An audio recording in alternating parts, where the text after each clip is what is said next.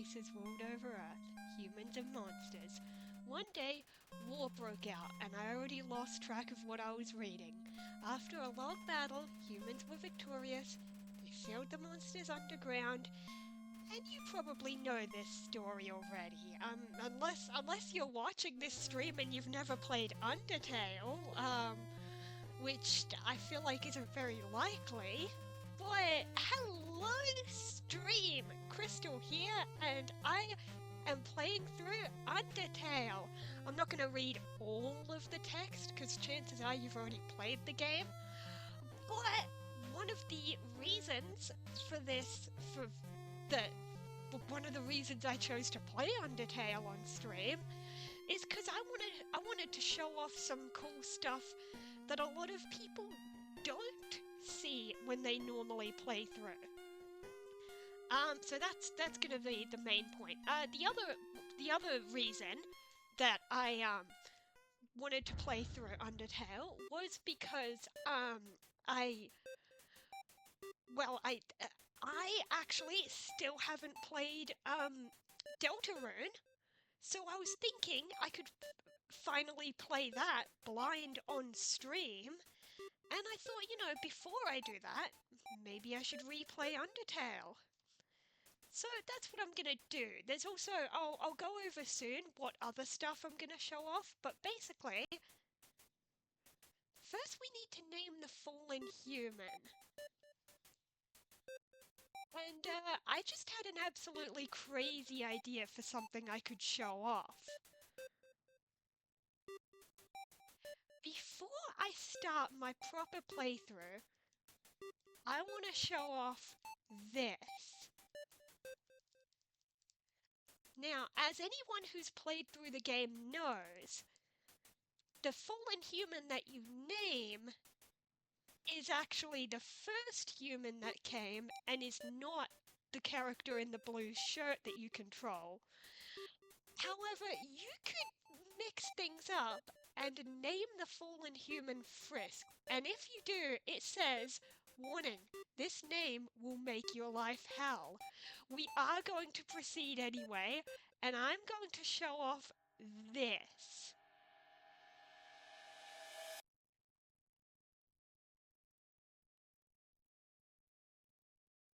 So it looks pretty normal so far, but as you'll see, we have named the human Frisk, and that makes a difference.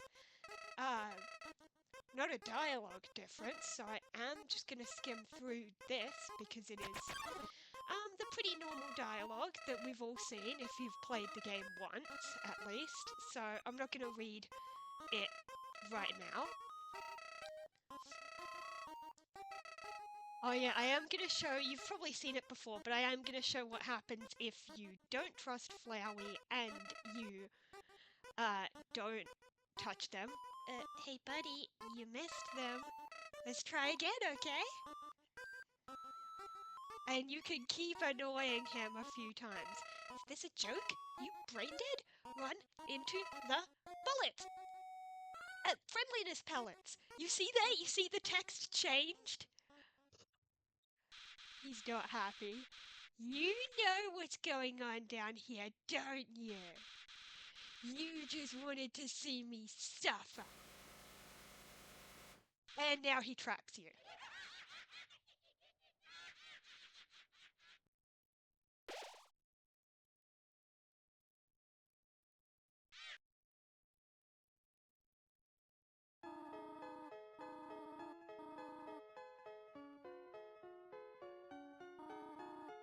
And this text is all pretty normal, but there is a special little difference because I named the human Frisk, and we'll see that pretty soon. I guess we will save, just in case. Just in case we need it. So she does this puzzle for us, all that good stuff. Everything seems normal for now.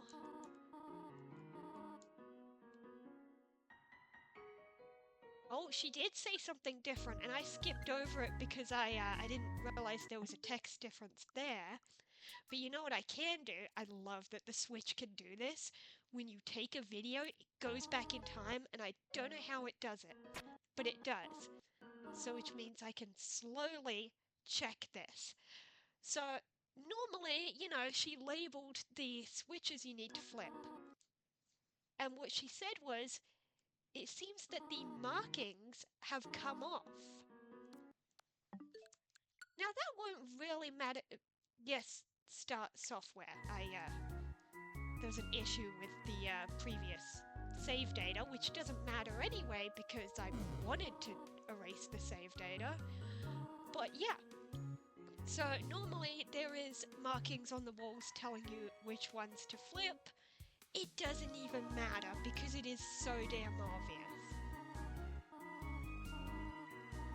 But that is just one of the differences that we will see so far.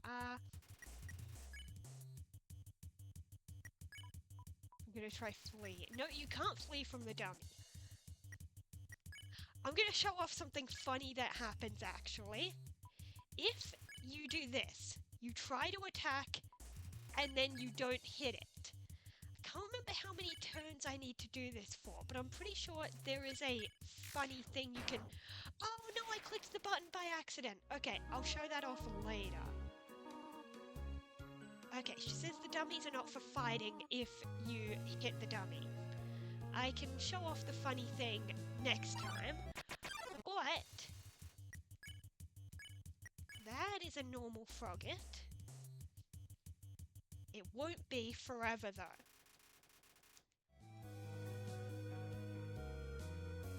The changes have not yet become evident, but I promise we are playing a special version of the game because we set the name to Frisk. It just takes a moment to get to that.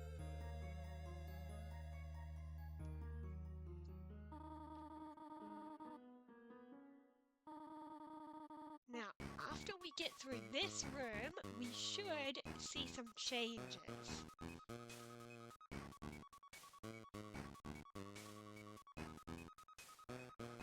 The room is very long. I guess it's supposed to build up suspense the first time you play it, but if you've played it before, it just feels long. It's like, alright, get through the room. Also, if you click on the pillar, it tells you that she's hiding there.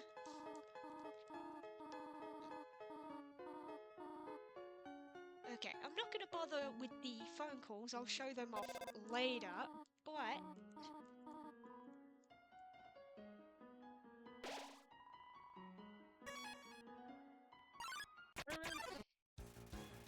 here we go. Final Frogget hopped in. So because I entered the name Frisk, we are in Undertale hard mode. I think the answer is Mystify if we want to spare him. But it means that everything is gonna be just a bit harder.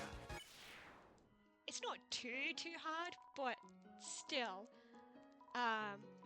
Also, I'm gonna take more candy just on this run, and I'm gonna reset later so you can see the text. In this hellish world, you can only take 3 pieces of candy. Normally, it's 4, but also the game makes you feel bad if you take all of them. But yeah, that doesn't seem correct. Okay, let's get rid of Final Frogget first. And astigmatism is telling us to pick on him. That's the actual tell for how to spare him, is that you have to actually do something else the first turn. Because you might think the answer is don't pick on, just like Luke's, but it's not. It's, you have to wait until he says something, and then he will tell you the answer. Sometimes he wants you to pick on him. Right, it's a good thing I picked up all those candy, because I'm already losing some HP from these guys. I am not the best at dodging the attacks. Cinnamon or butterscotch? Go for cinnamon. It doesn't matter. I'm not going to read all of this. Plus, after we get through the hard mode, then I'm going to actually do what I planned to do and, like, do a proper run-through of the game. Whoa, this is... Oh my god. I already died. Well, it is hard mode, but still. I just died. I told you it's hard. Well, okay. It's not that hard, and, like, people have probably done it just fine, but, like, I died. Oh, I don't have the monster candy. I need to get that back. Oh, jeez. Okay. Oh, it's these two again. Before, it was just Final Frogget in this room. Maybe it remembers. Okay. Now let's try this. First, mystify him. Then I should... Okay, that wasn't so bad. Then I think you pray to whims a lot. For some reason, Final Frogget says woof. I don't know. There we go. Okay, let's get that candy. And then I'll use the save point once again, just to heal. And to save again so that I keep the candy. Just in case I die again, because this is kinda hard. It's supposed to be. People were always asking him for a hard mode, and, so this exists. Oh yeah, because we died and went back in time, look at this text. Wait, do not tell me. Is it Cinnamon? She remembers. I could say no, but I'm gonna say yes. When humans fall down here, strangely, I often feel like I already know them. Truthfully, when I first saw you, I felt like I was seeing an old friend for the first time. Strange, is it not? This one stays the same though. You don't dislike the other one. You're happy to eat both of them, so yeah. I could probably just flip... Oh, not this time.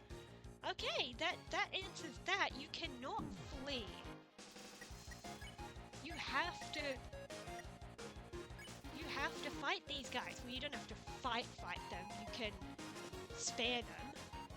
You could also probably, like, actually fight and kill them in hard mode, but, I'm gonna go with sparing.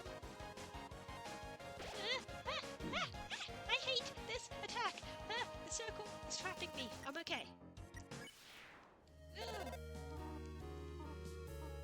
No allergies. Actually don't have any allergies. Okay, it's about this way, up here, down here, and around. There we go. And now this is the rock that doesn't want to be pushed, but we have to ask him to move. And then we have to walk over to the... Okay. What? I don't even... I've never seen these guys. I could have sworn I've done hard mode before. Unless it's one of the tiny things added in the Switch version. I am playing the Switch version in case I didn't mention.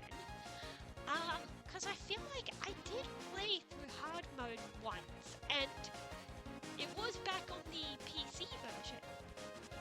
What the heck? Okay, I'm gonna check them, and maybe that'll give me a hint as to what the answer is, because I don't even know. Can't decide on a face, can't see friend from foe.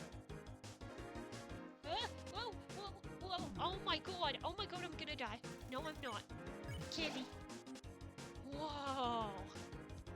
I've never seen these guys. Whoa. His face keeps rearranging itself. Maybe fix it? Seems to be happy with its new look. Maybe that's the sparing thing? Oh my god. Yeah, it worked on that one. Let's just do it to the other one. There you go, guys. We saw... What was it called? Moldessa? Yeah, Moldessa. I've never seen this. Anyway, we have to walk over here to the spikes to trigger him to get off, and then he'll go back on. I got stuck on a wall for a second. Thank God, a save point, which is also a healing point. Hey, Blukey! I think this is probably about normal in hard mode. So let's just cheer for Napster Bloke. Here's the best music.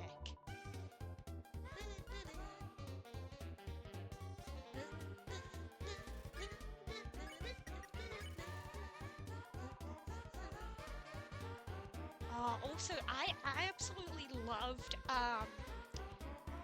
the YouTube series, Undertale the Musical by Man on the Internet, and I say he, it's like multiple people doing the songs, but they did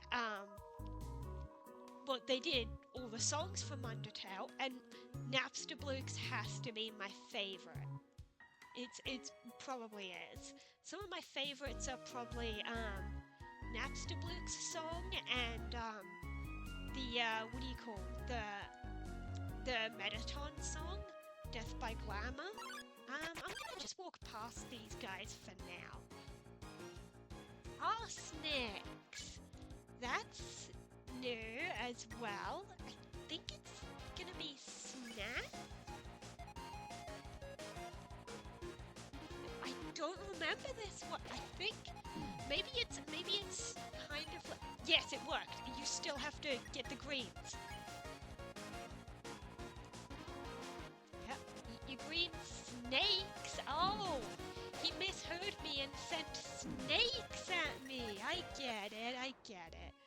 That's kind of cool.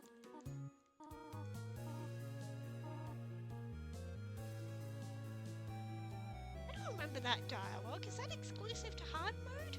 I skimmed it, but I read fast. She basically said, "Do you like things other than cinnamon and butterscotch?" I'll keep looking. Well, we got the ribbon. That'll help with defense a tiny bit. And the switch we need to flip is in here. I'm not gonna bother going to those Vegetoids because I don't want to.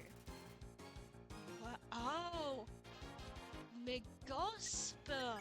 Also, I need to heal. I need to heal so badly. Whoa!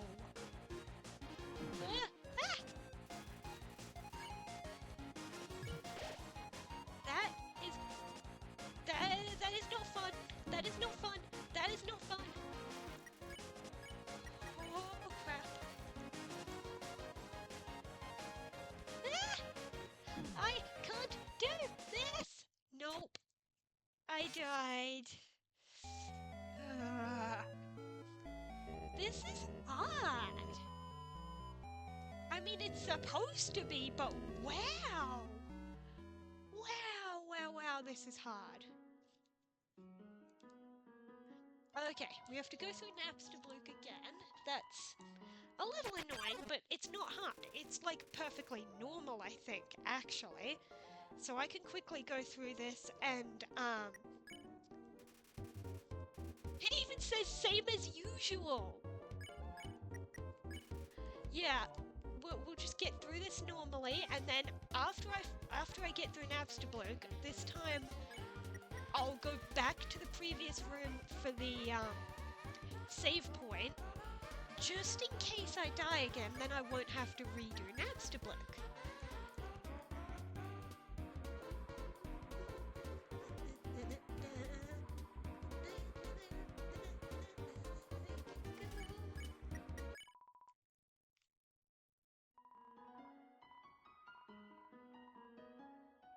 Okay, there we go. I'm gonna save again. That way, if I die again, it'll, I won't have to repeat as much. Okay, let's rush through here. Huh? I have a question. Oh yeah, here we go. You like things other than butterscotch or cinnamon too, do you not? Yeah, that's what she said. Alright, let's go get that ribbon again.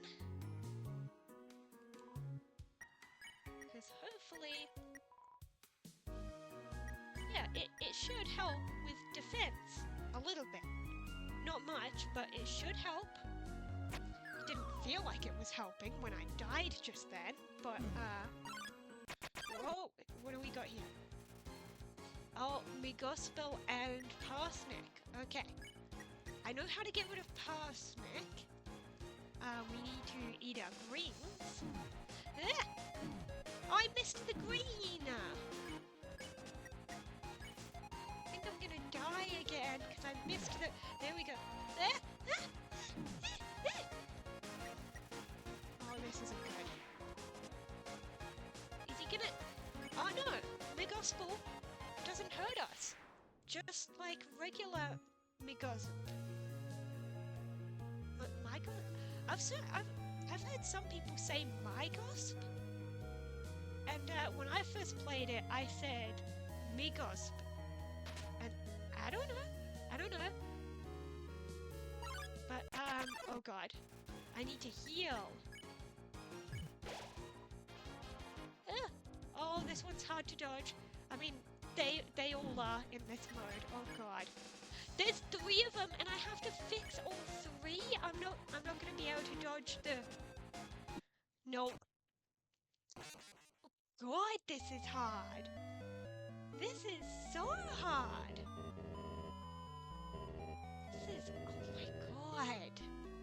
I don't even know what to say to this. It's just this is hard. Like, oh my god. Oh, you know what I could do? If I need another healing item, do I have much gold? I have 20. 7 or 18. I think I'll do 2 7s. I'll take 2 donuts. Yeah, just in case that helps. Yeah, we already saw that.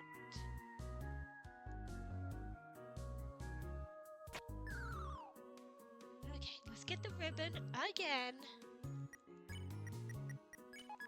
Doesn't feel like it's helping, but it should be. It's just that means that things would be even worse if I didn't grab it.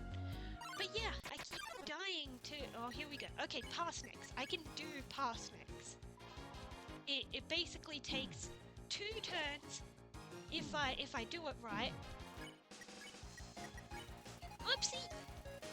My finger slipped and I clicked the wrong... Oh god, now I have to waste a turn dodging.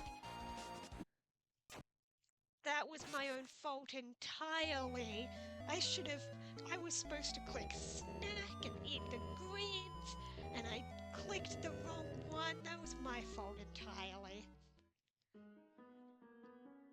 Alright, more repeating. Let's go.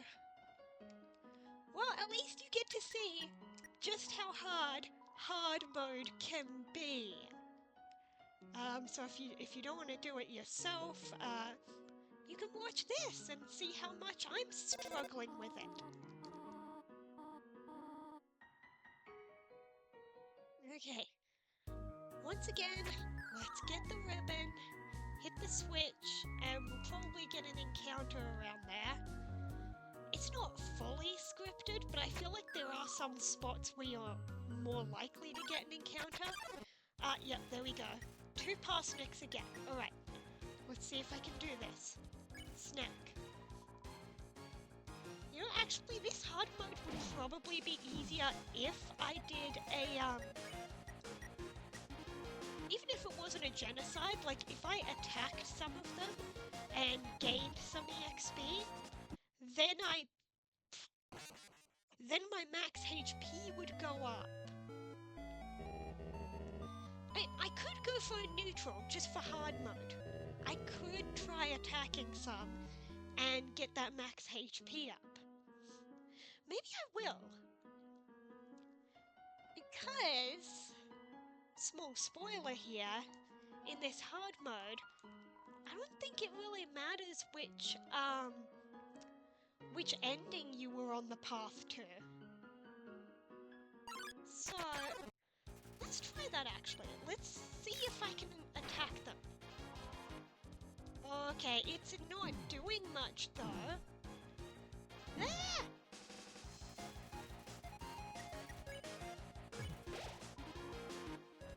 This is gonna be too hard to kill them though. It's like no matter which. No, we still can't flee. I just wanted to try that because otherwise I was worried I would die. So we can't flee, and I feel like I can't kill them. It would take too many turns, and I'm not good enough at the dodging. Maybe if I go back to earlier rooms, I might find easier enemies. Let's see how these go. That's a little better. Let's see if I can dodge this attack. That one's not too bad. Yeah, I'm just gonna go for a neutral and get some EXP. Because then my max HP will go up, and then I won't have to dodge as many attacks, you know? Or like I can take more turns. Let's see. Okay, it went up to 24. That's pretty good. Can we get another encounter? Okay, it's just one parsnip. We can do that. There we go.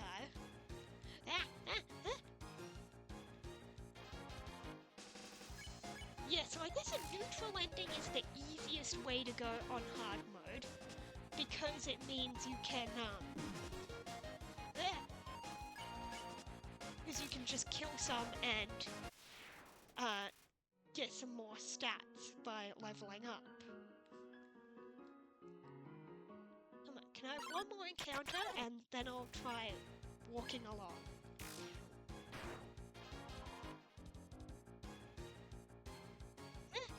I don't like that one where it explodes into little ones.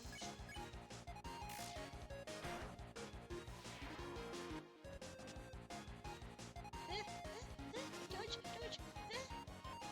There we go. I think I'm gonna heal because I was worried that I wouldn't be able to dodge it. So it takes me at least 2 hits to kill these guys right now. Yeah. And I had only 5 HP left, so I wasn't gonna risk. There we go. Okay. Can I level up? Not yet. Okay.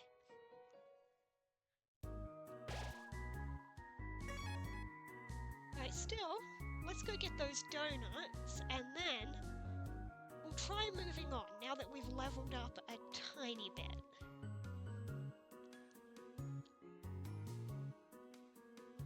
We'll also gain a healing item, when we put on the ribbon, because then, we'll have the bandage, and that's actually a healing item. But yeah, this hard mode is understandably hard. Pacifist is pretty hard because you have limited HP and the attacks are so hard to dodge. And Genocide is probably pretty hard too, because when you hit them, it's a pretty small hit, so like, it takes you a few turns to actually defeat them, and you have to keep dodging the attacks. This one is Red Switch, yeah.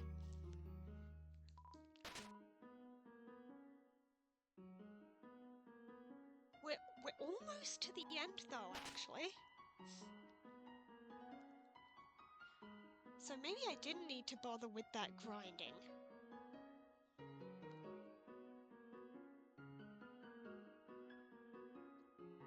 I'll take the toy knife. As I said, I don't care about ending while I'm doing hard so I'm not sure whether I'll attack Toriel or not. We'll see. And here she is.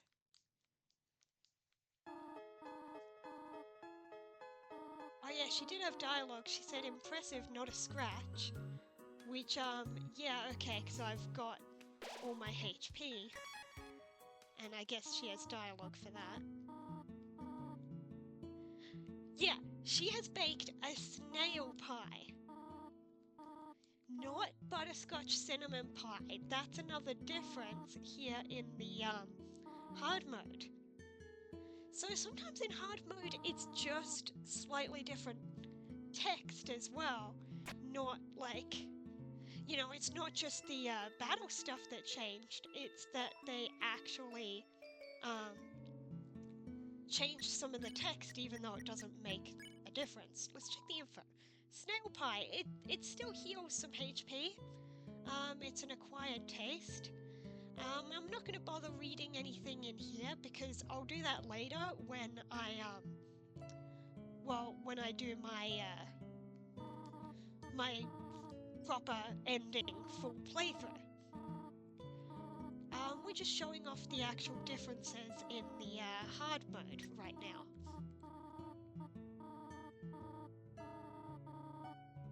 How to exit the ruins. There we go.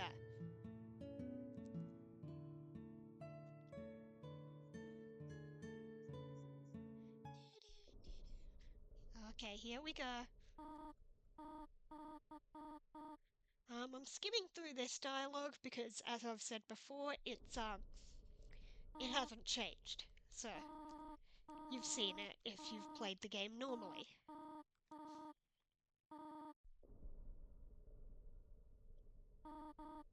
So, I'm not sure whether I'm going to try to spare her or not. It depends. If I'm struggling with one, then I'll try the other. The other thing is, normally, when you spare Toriel, if your HP gets down to like, I think less than 5, she actually stops hurting you, and like her attacks will change to where they won't hit you unless you're really stupid and touch it on purpose. But whoa, but I don't know if that's still in the hard mode or if they took it out. We're about to find out because I keep getting hit.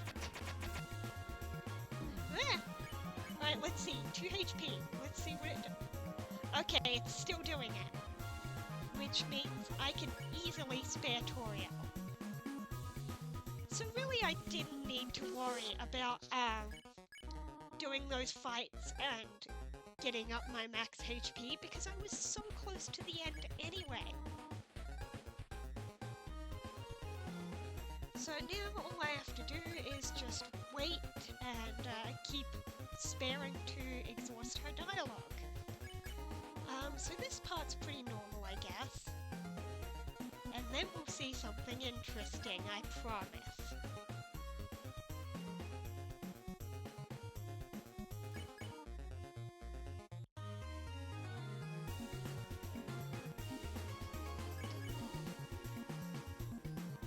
I think it's like 20 turns or something like that. Here we go. It's finishing up. She's not even trying to attack, it's just you have to keep clicking spare, and we'll get through this.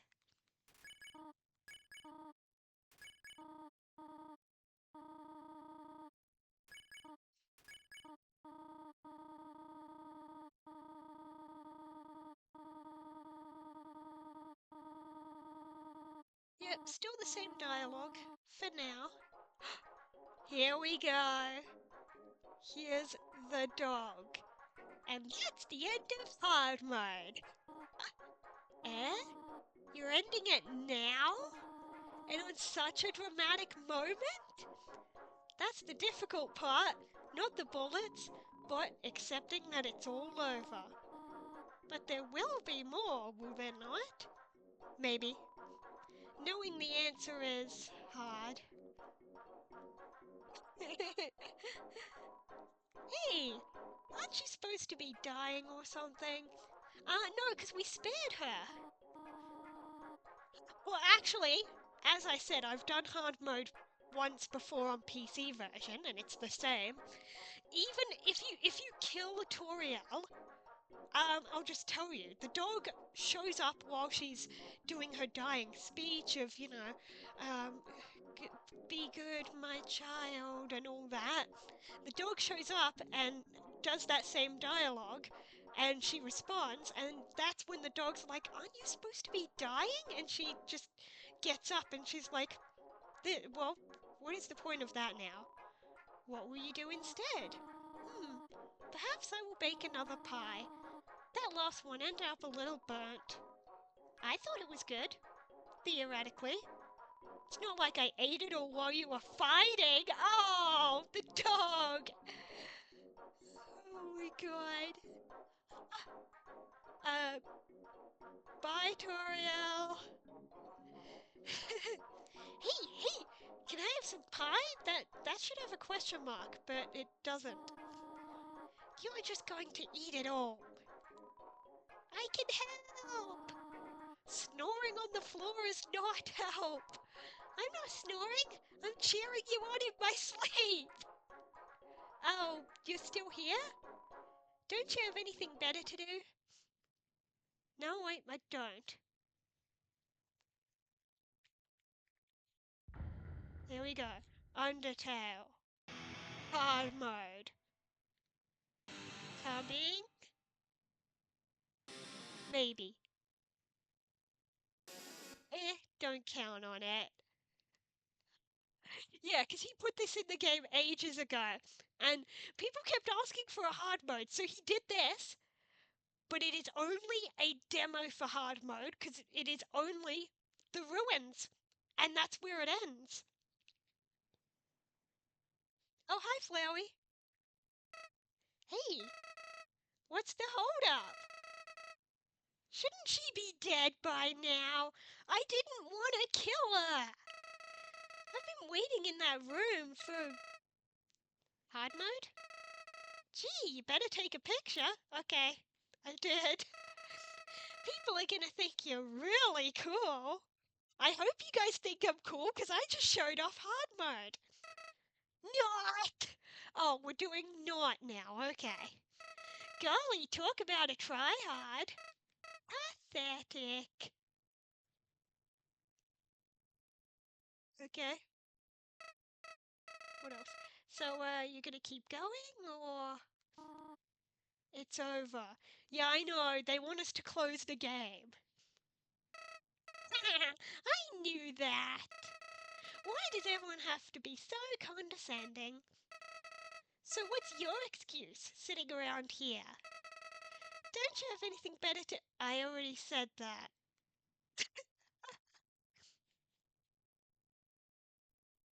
Bye, Flowey. And I think this is where we have to close the... Oh, it's changing. I thought it was going to force me to close the game. And there we go. And we can do a reset. And rename the fallen human, which is good because normally, if you do a reset but not a true reset, it says a name has already been chosen.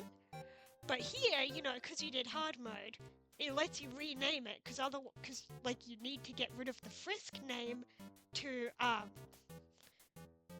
not be in hard mode. So this time, for real, I'm gonna run through Undertale, a true pacifist ending, and I am going to show off a lot of other cool stuff. And I'm picking the true name. Here we go.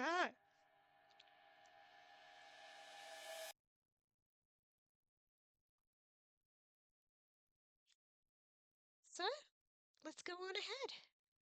We might also get to see some interesting dialogue that happens when you do a reset but not a true reset, because because even though it was in hard mode, we did do a reset. Howdy, I'm Flowey. Flowey the flower. Why'd you make me introduce myself? It's rude to act like you don't know who I am. There we go, special dialogue if you've already played the beginning of the game. Someone ought to teach you proper manners. I guess little old me will have to do. And I think the rest is normal. So again, I'm going to skim through the stuff. I already showed off what happens if you dodge his stuff, so this time I'm just going to let it hit me because it's faster. You idiot. In this world, it's kill or be killed. Why would anyone pass up an opportunity like this?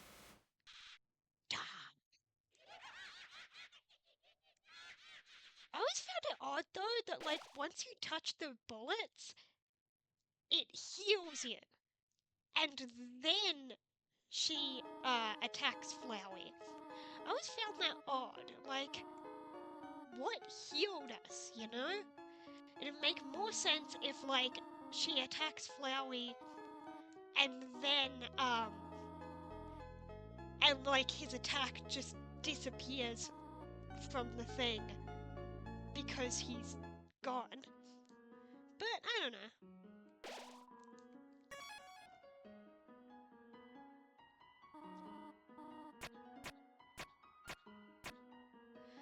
But there is another thing that I want to show off, and to do that, I'm going to have to close the game and reopen it. You can see my Switch home screen. Because I'm going to show off another thing that I think happens if you reset. I think. I could be misremembering. If we reset once more, if I'm remembering correctly. Yeah, don't you have anything better to do? And then it's the same. But I think there's one more thing. I think. Unless I'm getting it mixed up with one of the other points where you see Flowey. But I'm gonna try it, just to see if I can show it off. Because that's what I'm gonna be doing today, is not just rushing to an ending. Because I have played this game enough times that, like, I have been able to smash out a true pacifist, in one day. But that's not what I'm doing. Today I'm showing off dialogue that you don't normally see. I did one more reset just to see if it happens. If it doesn't happen this time, then I will keep going. But I could have sworn there's one where you come up here and... No, maybe I am misremembering.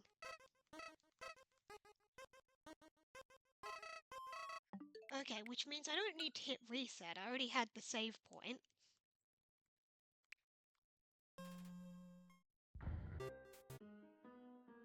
Maybe I had to do it under different circumstances, where it's a completely fresh save, and then if I hadn't saved...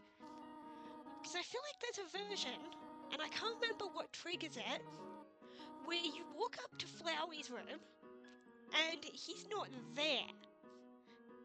So instead, Toriel just shows up and says that she was just passing through and she saw you having fallen down. I can't remember what I did to trigger it though. Also, some people don't realise this sign is actually the clue. Walk not the middle road, and then she solved the puzzle by hitting those 4 buttons, which are not the middle road, not those buttons, and then she pressed the switch. But yeah, press A to read signs. If you didn't know this, then you wouldn't be reading the sign. Everyone makes that joke, but yeah.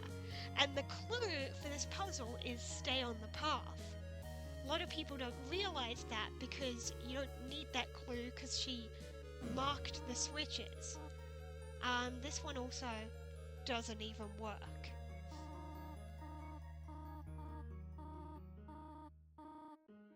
But yeah, the supposedly correct answer is to talk to the dummy.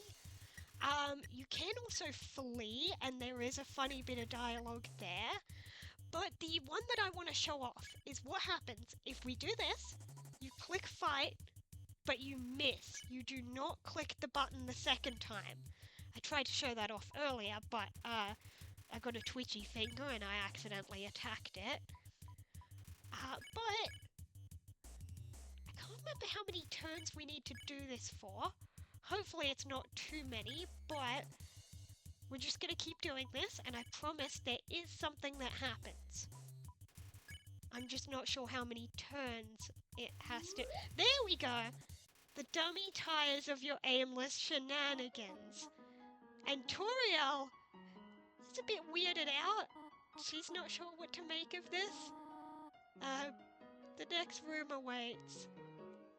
Yeah. She does... This confused a lot of people, because she says there's another puzzle in this room. I wonder if you can solve it. But then she ends up doing it for you anyway.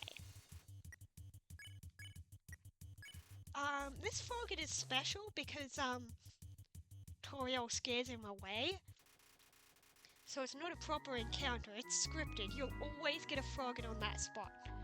The clue is that the western room is the eastern room's blueprint.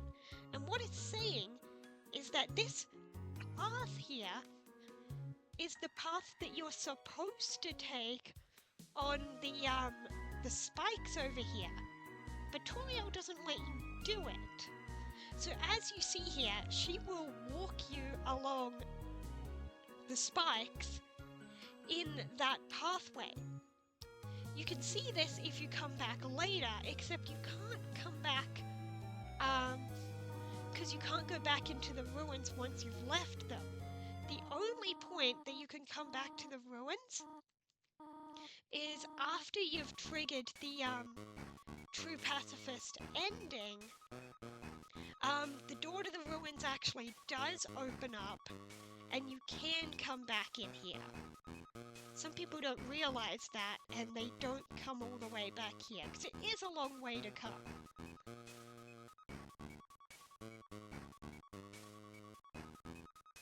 I already showed before, if you click on the pillar, Toriel's inside it. But yeah. Before we leave this room, most people have already seen this, but I will show off the calling dialogue. Now this dialogue actually changes depending on what order you do these things. I'm not going to read them all out loud. You can read them on screen if you really want to. But some of them you can do more than once. That one you can't. You can say hello more than once.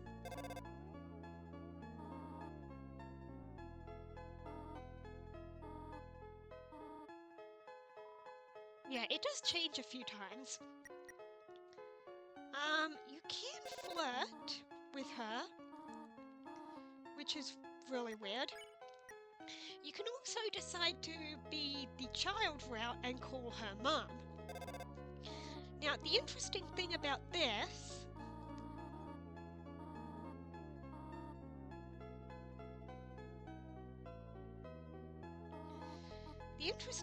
here is that if you call her mum and then flirt, it changes the dialogue, and she says, "Oh, that's weird, after you said you wanted to call me mother, and now you're flirting with me.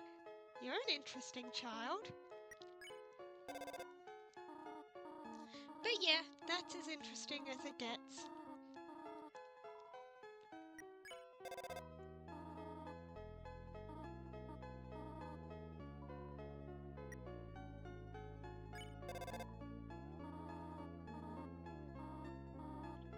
Okay, this is where it repeats.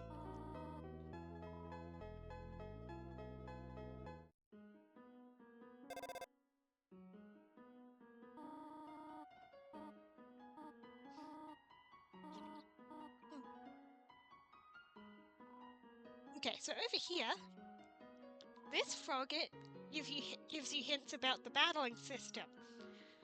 The best thing to do is to act. He does tell you can act or fight until you almost defeat them, then you can spare them. Because that is one way to spare them, is instead of doing the intended way, you can fight until their HP gets low, and then you're able to spare them. The tricky thing about that is that it risks accidentally killing them. Now you can see Whimson's name is already yellow here. That means I could just spare like this if I wanted to, and I could. But I'm going to console Whimson. And there's a reason for that. Because in this playthrough, I am going to be showing off the yellow names in the credits. I have a guide with me, just to make sure I remember all of them. All of the methods to get it.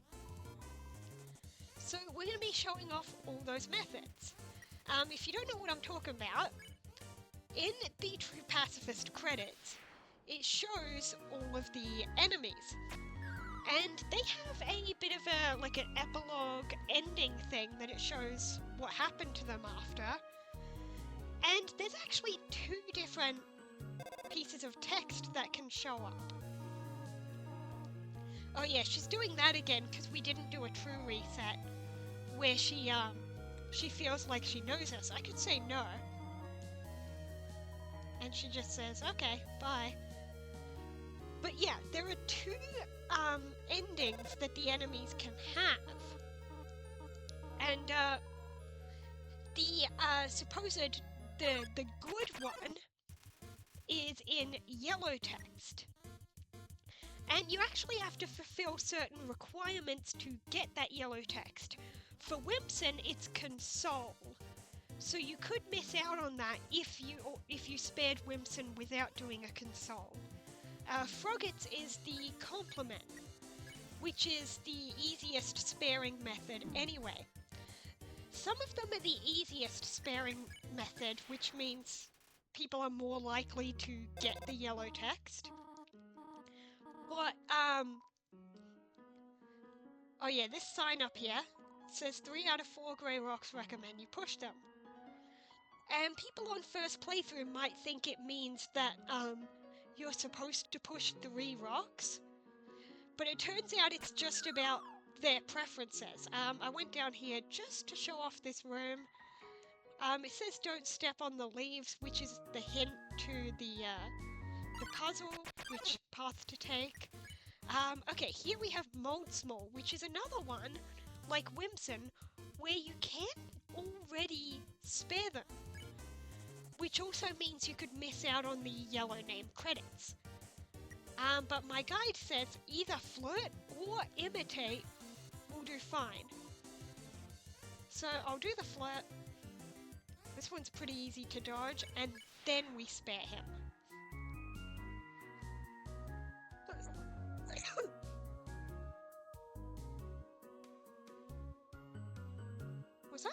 Was I muted the whole time before this moment, or was I not? I have a sneaking feeling that until a moment ago I had my mic accidentally muted, and that would be a big problem. Just a second, I want to double check that something worked just fine. Hang on a minute.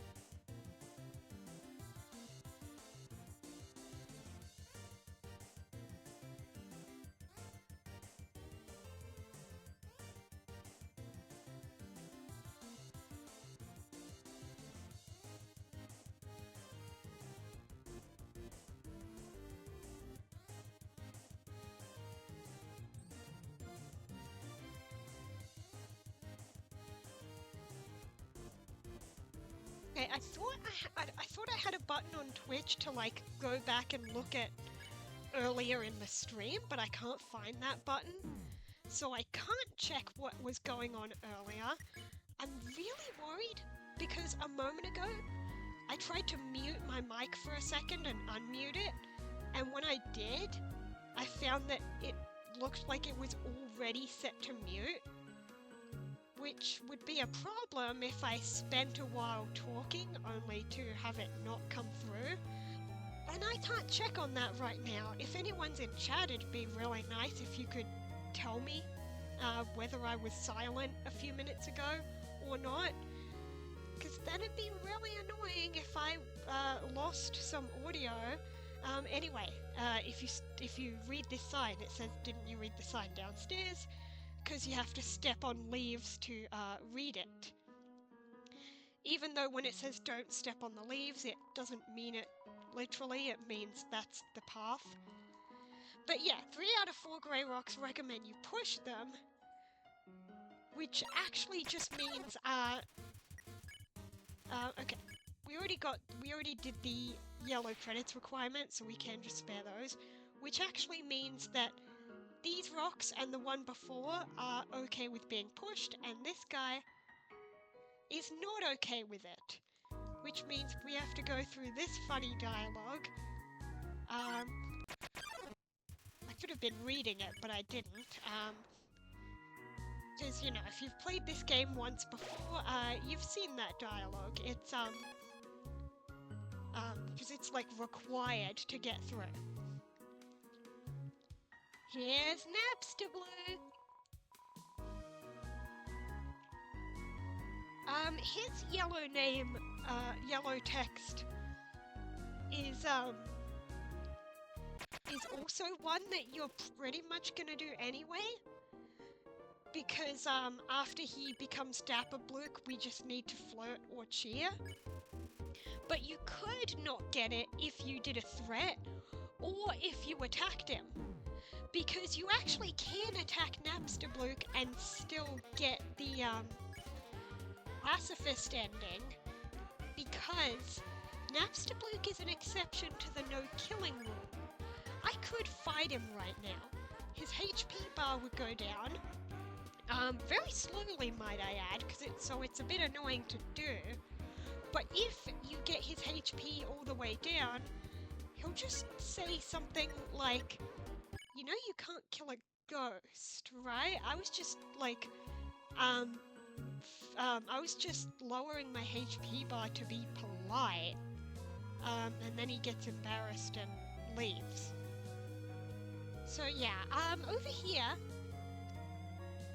thankfully I have exactly 7 gold, which is good because I am going to get the spider donut, and I am not going to eat it right now.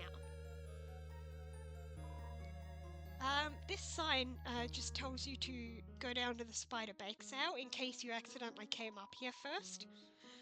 So in this room, there is normally 3 frogs. There's normally one, basically right here. Okay, first, Luke's. I believe the right answer is don't pick on, which is the usual way of sparing him anyway. A lot of these yellow text requirements are the basic way that you're gonna spare them anyway, but like you could have still gotten pacifist ending, because you could flee from him, you could fight him, and get low HP spare, that kind of thing. But yeah, normally there's a frog right here. And this frog would tell you that you can skip dialogue by pressing, well, it depends what console, but pressing the X key on PC, or I believe it's B on Switch, and I don't know about the others. And the cool thing is, if you get through his dialogue without skimming through, which you need to be a bit patient because he has like a long string of dots in his dialogue. If you get through it, he'll say something like, I'm paraphrasing, I don't have it in front of me word for word, but he said something like, finally, someone polite. And if you do skip through his dialogue, he'll say something like, oh, not you too. But as you can see here, he is not here, and that is because I've already been skimming dialogue. If you've already been doing it, then he doesn't show up, because the game's like, oh, well, You already know how to do that. This guy, in the original PC version, he actually says, he tells you if you push F4, it makes you go into full screen. And, you know, because of the whole fourth wall break, he's like, but what does F4 stand for? 4 frogs? And he says, I've only seen a total of 3 frogs in this room. That's disturbing, to say the least. Which is true, because, you know, normally, unless you've been skipping dialogue, there's 3 frogs in this room. 1 there, 2, and 3. Except, I'll have to finish explaining that after I get through Vegetoid. I think he's another one where the yellow text is an easy one. I think it's just dinner and get the greens. So yeah, but oh, I found the piece of wall first try. If you examine this exact tile on the wall, there's a small crack in the wall. There's a frog inside. Wait, there are 2? I think that's a change in the Switch version. Could be in the other console versions, but like, that was not in the PC version. Pretty sure it just says there's 1 tiny frog and he's waving. This time there's 2 frogs. I had a wonderful exclusive experience. Wait, no, I don't think that's a Switch version change. I think what did it was because I was skimming dialogue and this 3rd guy wasn't here. I think that's what changes it to say there's 2 frogs in the wall to make it correct that there's 4 frogs. Yeah.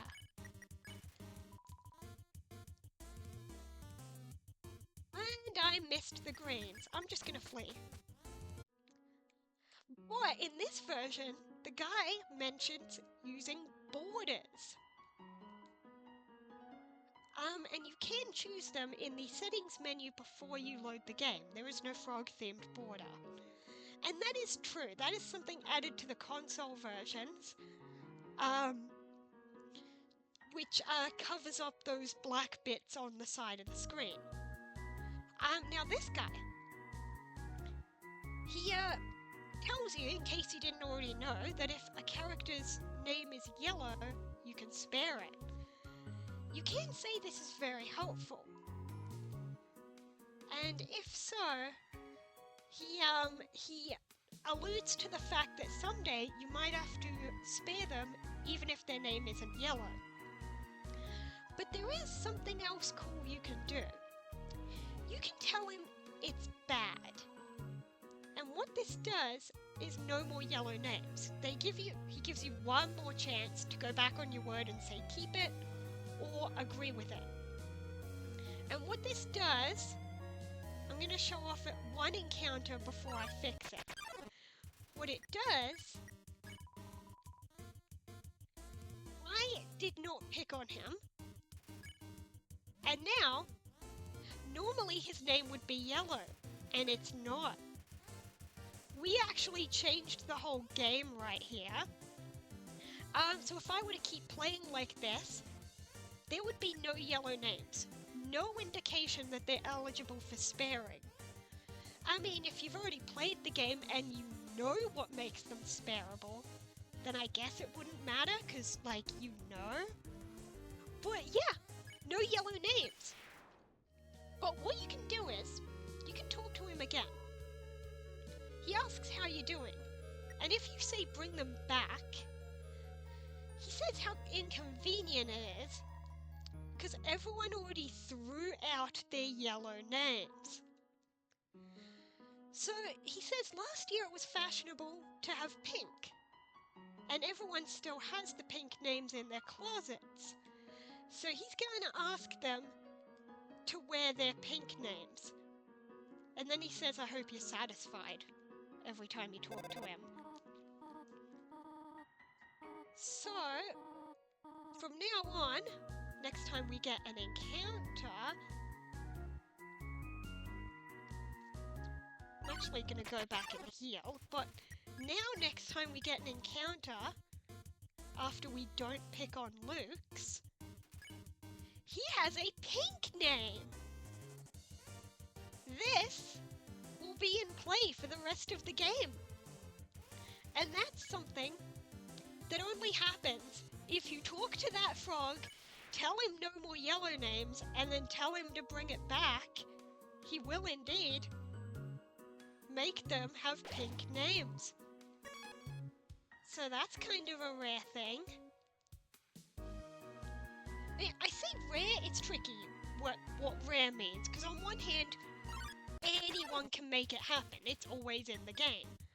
However, I call it rare because, like, you have to go out of your way to do that.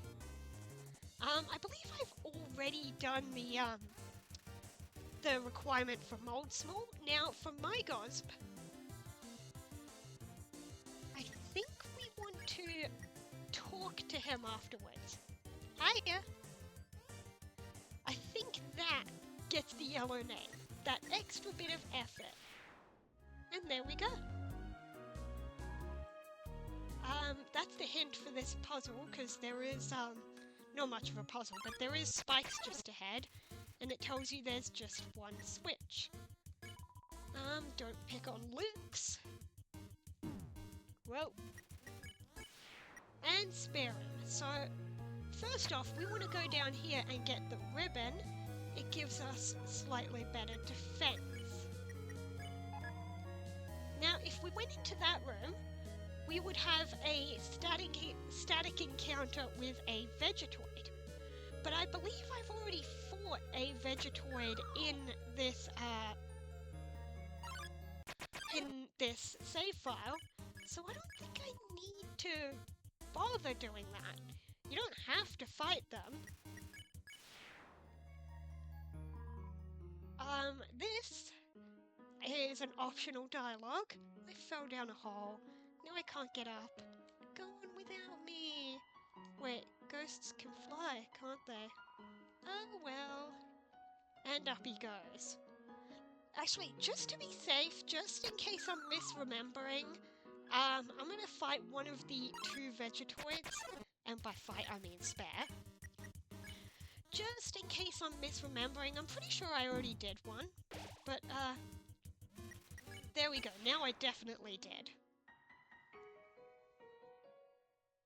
And now, let's hit the switch.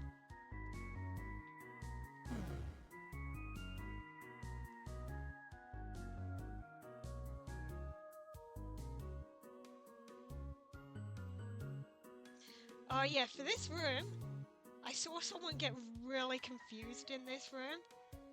Far door is not an exit. It marks a rotation in perspective. Luke's, don't pick on. Gets a little annoying redoing all the encounters when you already know how to do them, but whatever. So then this one says, hit the blue switch, and I saw someone who got really confused by it and went back into the other room to hit the blue switch in there.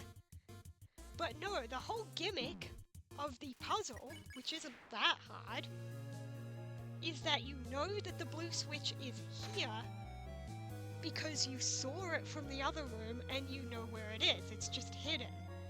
This one asks you to hit the red, which is the easiest because it's not even hidden. It's right there. Okay, we need to get rid of Vegetoid first. Ow. Spare him. Migosp does nothing. He cannot hurt you. Well, he can, I believe. If you go down there and touch the little guy, you can still take damage. And then this one asks for the green, or is it yellow? It's green. I've seen some people have differing ideas of whether that switch's colour is green or yellow. Because it's kind of close to either. That was a good dodge. And we're racking up gold for these. Now, I am going to go over here and grab the toy knife, even though I'm probably not going to need it, because I am now definitely doing True Pacifist. But whatever. This Frogger says he saw Toriel coming out earlier and she was carrying groceries, and everyone's intimidated to talk to her.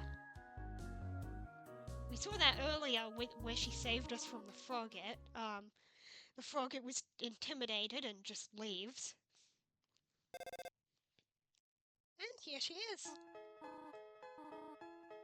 Oh yeah, so the text is different. She says, there, I'll heal you. Whereas before we showed that she said, not a scratch. Because I guess this time I did have a little bit of, damage.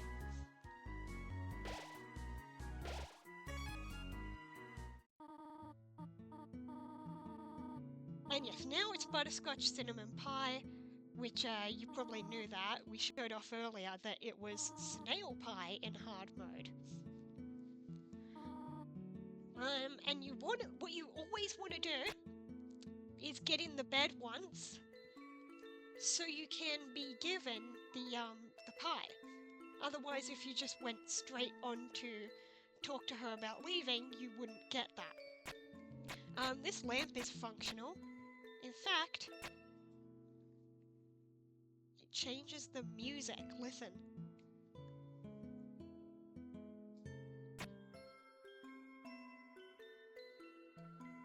See? Most people have seen it, but I will show off some of the flavor text. This box has kids' shoes in different sizes. It could be one of two things. It could allude to the fact that she's had other kids here before, or it could allude to a kid who grew up here, like a certain child of hers, which maybe that family used to live here before they moved to that other home. No, the wardrobe doesn't.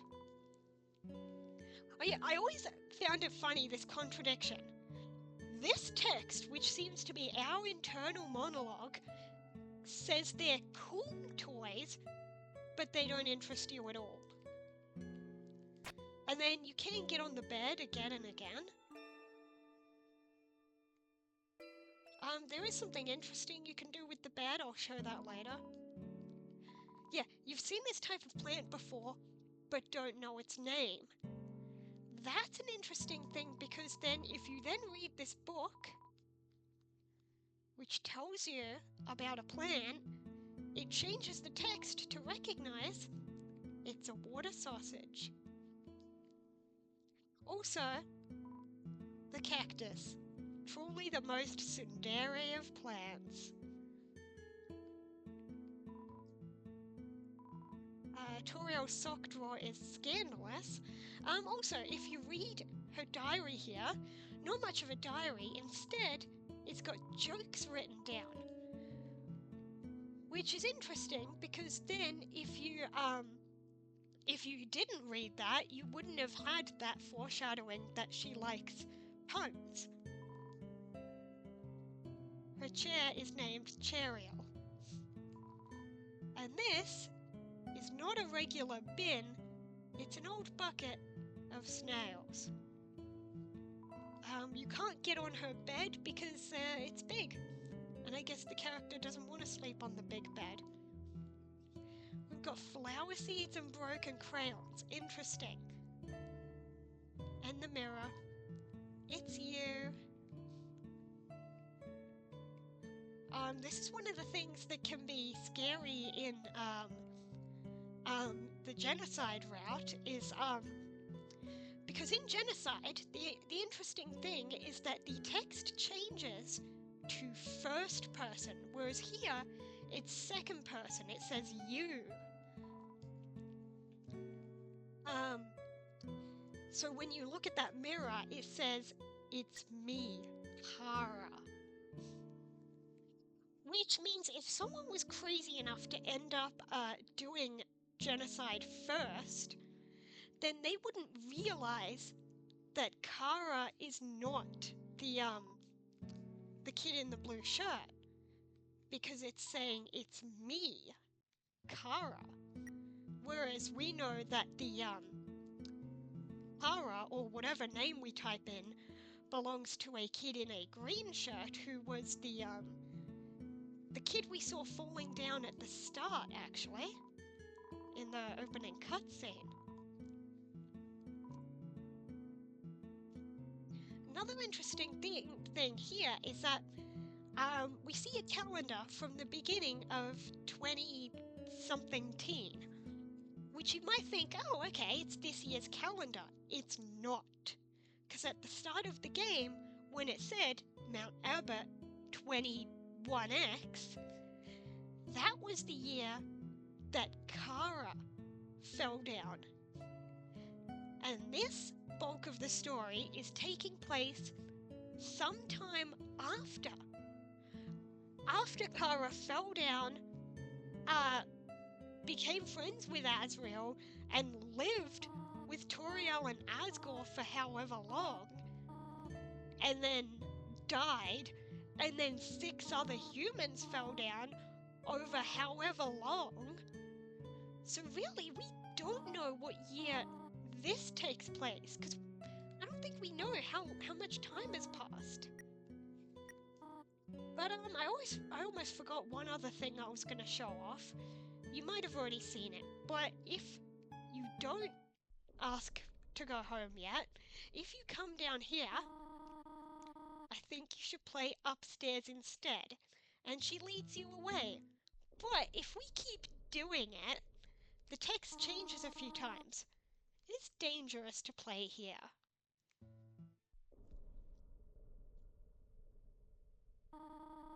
It's drafty here. You'll catch a cold. Let's see how many times it changes. Not too many. It's dusty down here. You'll catch a cough.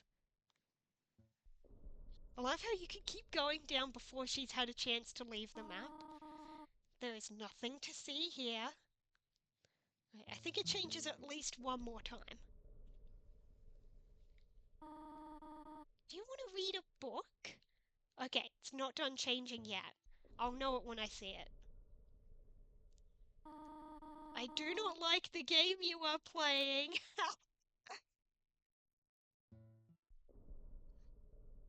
Okay, I think that's the last one. Oh, why not go for a walk in the yard? Okay, it's not done changing. Really now? Is that the last one? Okay, now it's just dots. Yeah, I think that's the last one. It's done changing. Yep.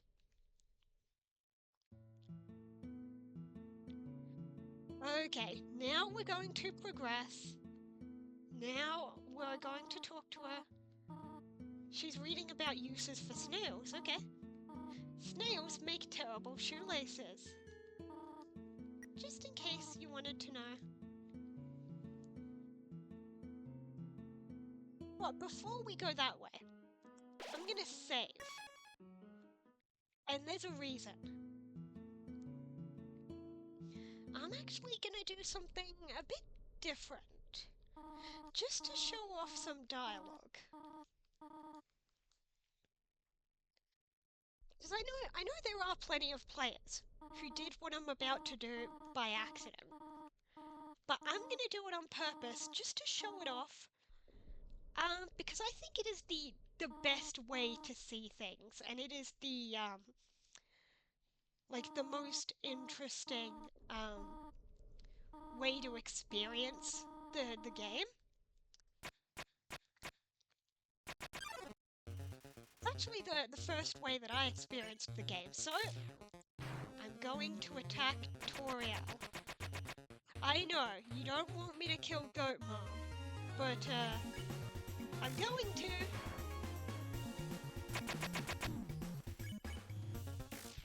And I have my reasons, I promise. I have my reasons.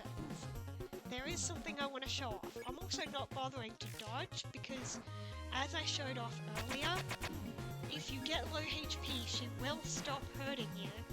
So there's no point trying to dodge.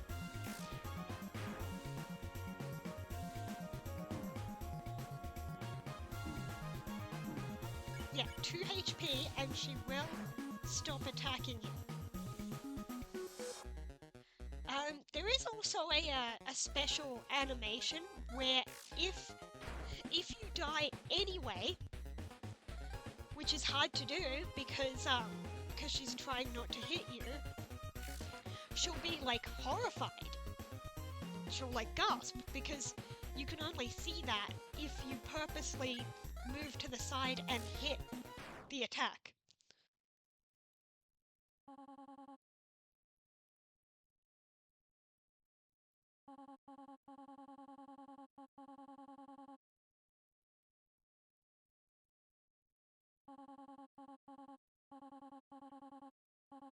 Alright, so here's the dialogue for if you kill her. You may have seen this before if you did genocide. That is not the dialogue that I am doing this to show off. There is something else. Don't worry, I am still going to get a true pacifist ending.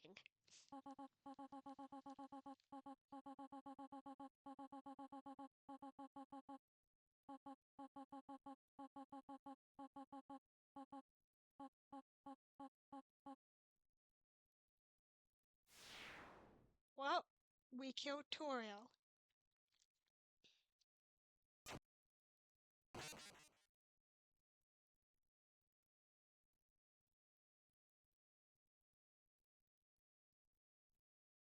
So, first I'm going to show what happens when we head up here.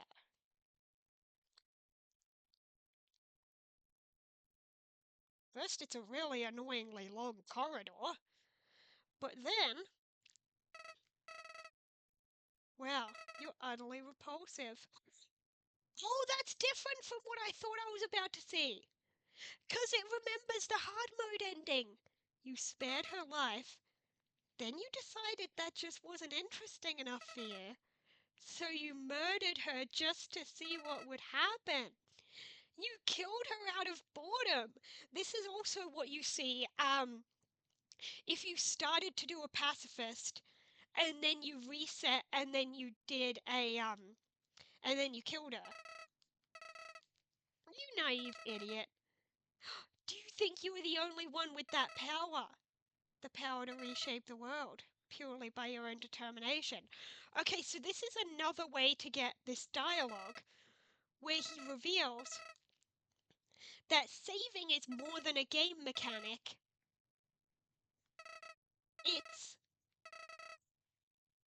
It's an ability your character has.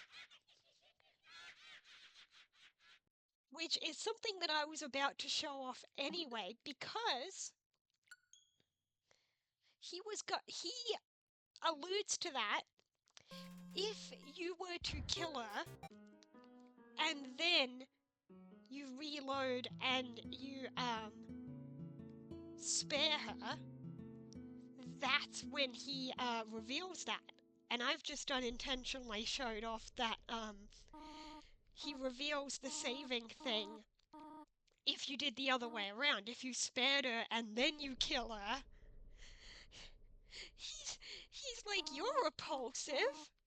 You spared her, but then you just decided to go back in time and kill her just to see what would happen. The other extra thing is... Wait, why are you looking at me like that? Like you've seen a ghost.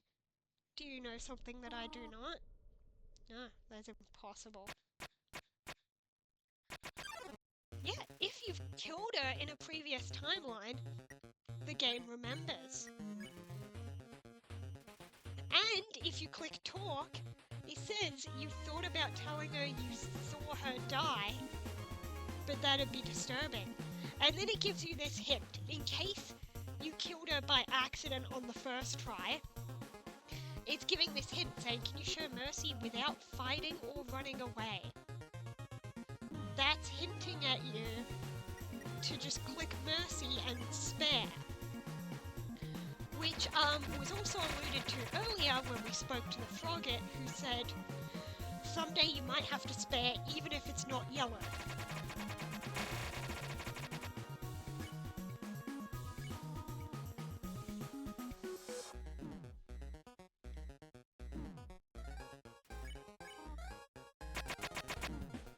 Once again, I am just letting myself get hit because there's no point bothering to dodge because she's not gonna hurt me once I get down to 2 HP. See? You have to do it on purpose to die here. And I'm not gonna bother showing that. It's just a brief little animation where she gasps, because normally it's like hard for you to die because she's trying not to hit you. But yeah, I'm not gonna go out of my way to show that one, because then I'd have to reload and all that. But yeah. We just gotta get through her dialogue again.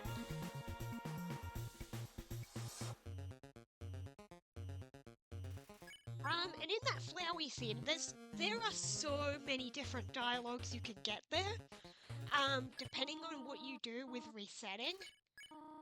Because if it's not a true reset, he will remember. Depending on how far you got before you reset and what ending path you were on, there's all sorts of things where there was a time when I intended to do genocide and I just couldn't do it. I got pretty far into the game, but not all the way. So I did a reset to do pacifist, and he remembered, and he says something like, "Why'd you ruin it? We were so close. We could have had everything." He's disappointed that you abandoned the genocide ending. But then he's like, "Oh, I see. You're just experimenting and playing with the world." He's like, "Alright, you have fun with that."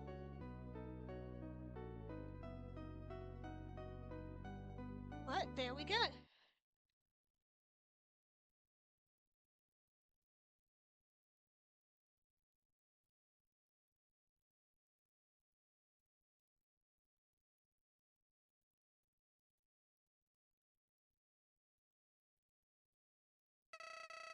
Clever. Very clever. This is the one I wanted to show off.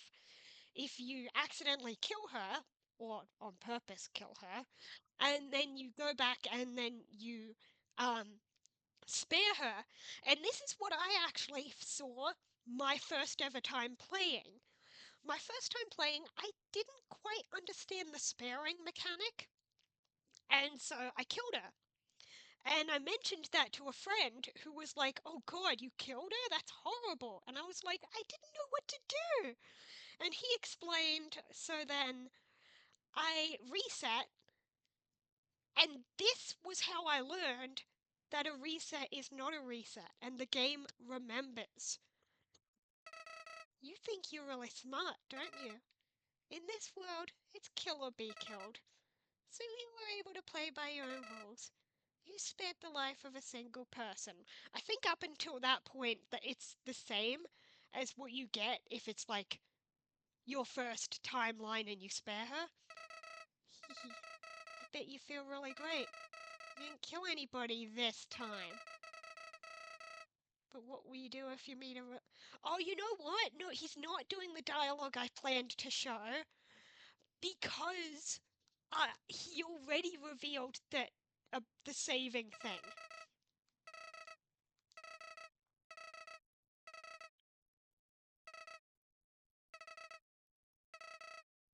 I am the prince of this world's future.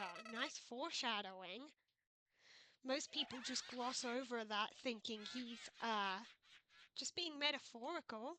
Like, yeah, I'm the prince. I'm gonna take over this world eventually. But no.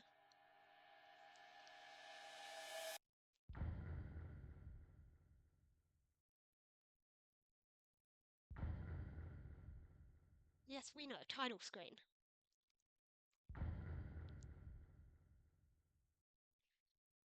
We're finally out of the ruins, and there's camera in the bushes, by the way. And I believe along this path, somewhere around here, is where you can possibly get a pizza phone call. You can get a phone call from Sans before you've even met Sans. I saw that, where he's trying to order a pizza and... No, I'm getting pizza mixed up with refrigerator. At a different point, there's a phone call from Alphys where she tries to order a pizza and has the wrong number. That's later. Sans does a prank call asking if your refrigerator is running. If I walk back this way, I want to see if I can find something.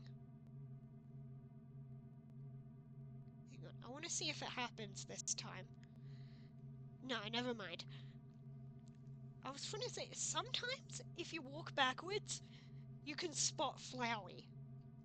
He's following you. But yeah, somewhere along this path, you can get the refrigerator phone call from Sans before you've even met him.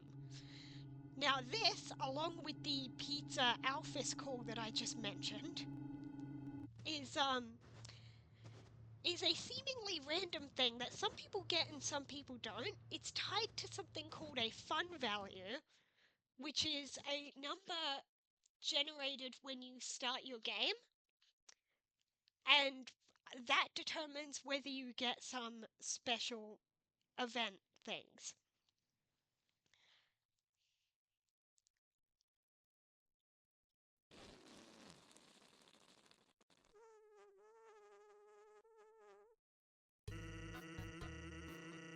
Another aspect that I'll just mention instead of showing, because it'd be annoying having to reset and just to show it, is if you've done a reset but not a true reset and you get to this point, your character actually turns around without him saying turn around and shake my hand. And then, after he laughs at the whoopee cushion, he says, "You must have known that joke before. You turned around before I even told you to." So yeah, there will be times where I just mention alternate dialogue without actually showing it on stream, because it's a bit out of the way to show it. But yeah, there's that. And we're gonna get behind the conveniently shaped lamp.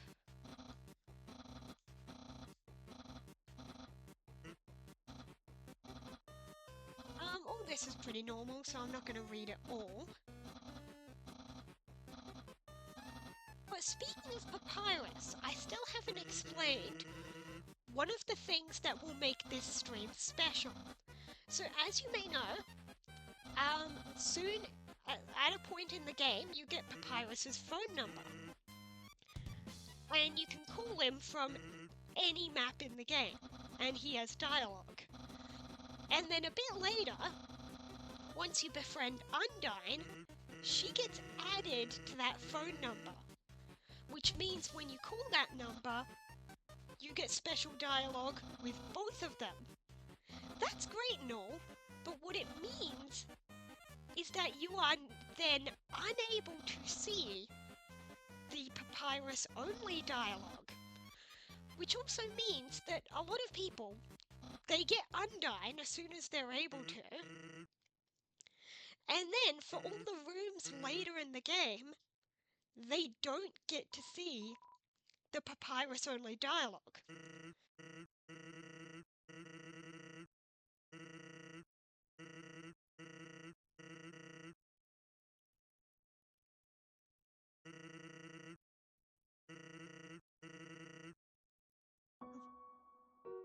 Because yeah, there is Papyrus only dialogue programmed for every room in the game, including the ones that are after the point where most people would have had Undyne added. So, what I'm gonna do is I'm going to not befriend Undyne right away. I'm gonna actually put the pie and the donut away for now. And I have my reasoning. I'm gonna take the tough glove though, and get rid of the stick and the toy knife.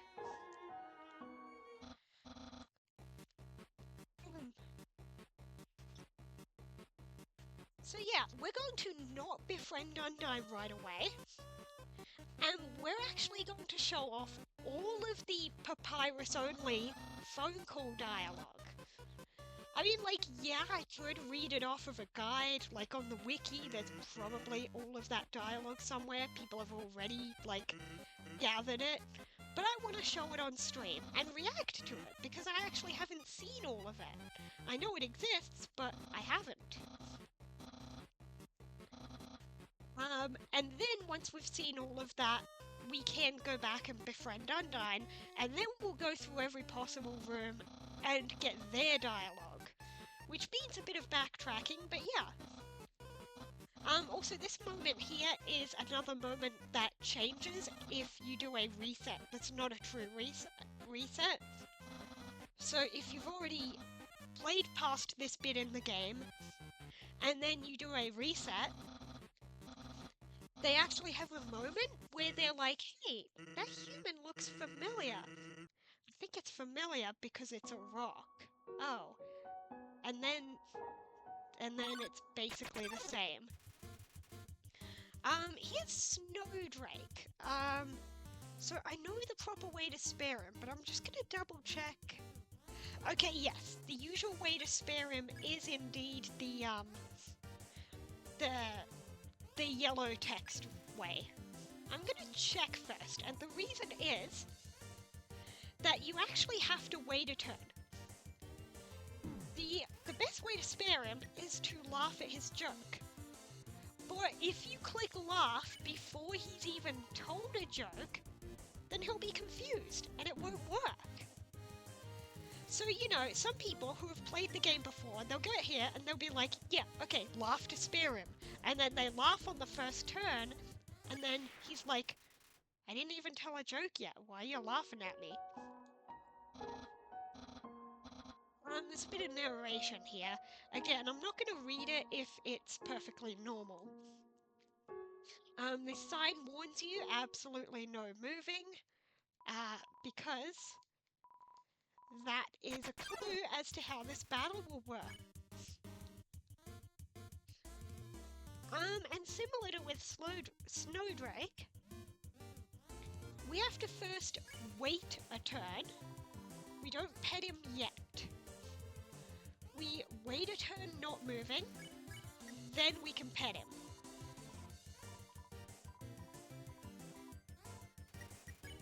And there we go, we spared him. Another thing is when you walk past here, you can click the button again. He comes up, sees if anyone's there, and thinks no one's here because nothing is moving. When you click it, you are stuck. You can't move the character, so nothing is moving. And also it shows there he's been smoking the dog treats.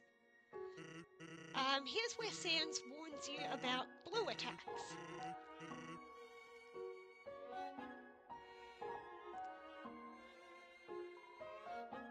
This sign just says lots of ice. And who do we have here? We have Ice Cap. So for Ice Cap's yellow credits text, we want to make him spareable, but then don't spare him yet. We want to steal his hat and then compliment him. Because I guess that's what gets him the good ending, is receiving a compliment without his hat to show that he doesn't need it. I think we need to ignore first. Ice Cap was always annoying to me because it takes quite a few turns. Like, there are some you can spare in like one turn. So here, we ignored him enough that he's spareable. But next, we're gonna steal his hat. Now he's a little disappointed because he doesn't have his hat, but we can compliment him. Tell him he still looks fine without the hat. Now he's happy with his identity.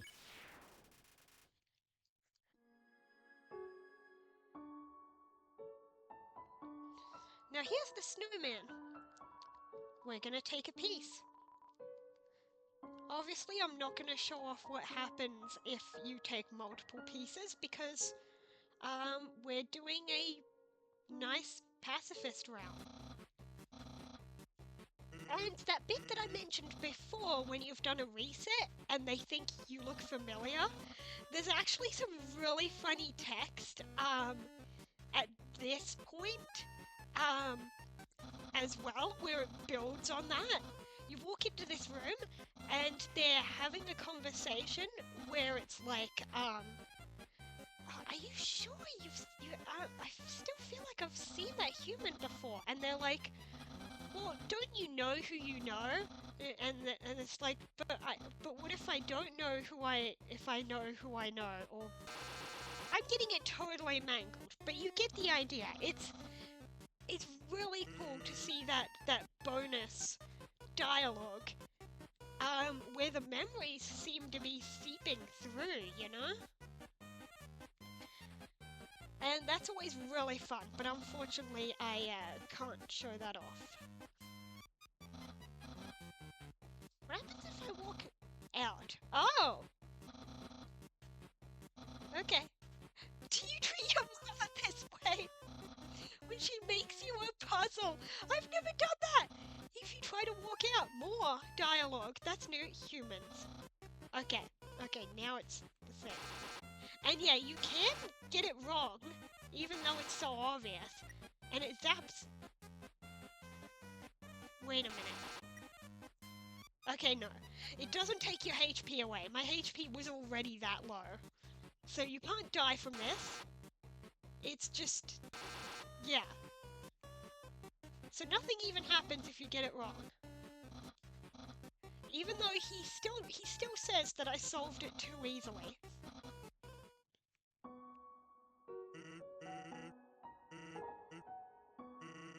Okay, that dialogue is normal. And here's the first appearance of the Nice Cream Man. You can buy some now, but also you can buy them later with the punch cards, which means you can get a freebie if you buy a certain amount. I don't think I need healing items right now, so I'm not gonna grab one.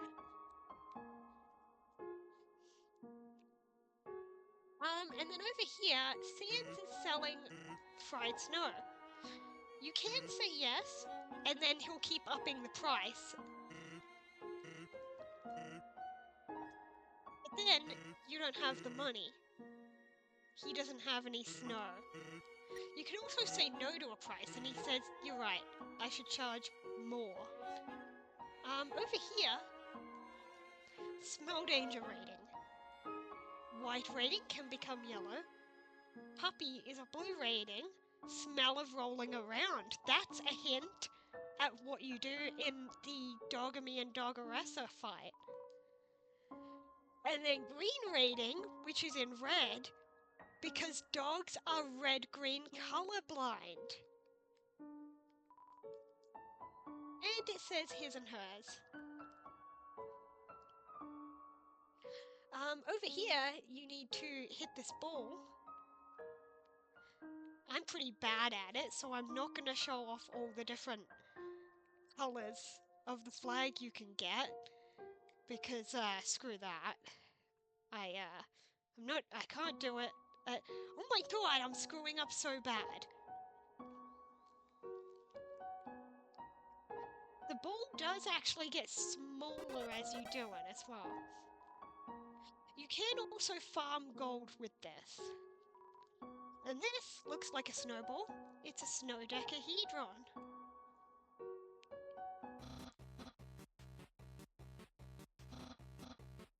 Here's the puzzle. And we could take a look at it, but if we just walk past it, they didn't even look at it. Whoops. And then it's the same. I should have used the crossword.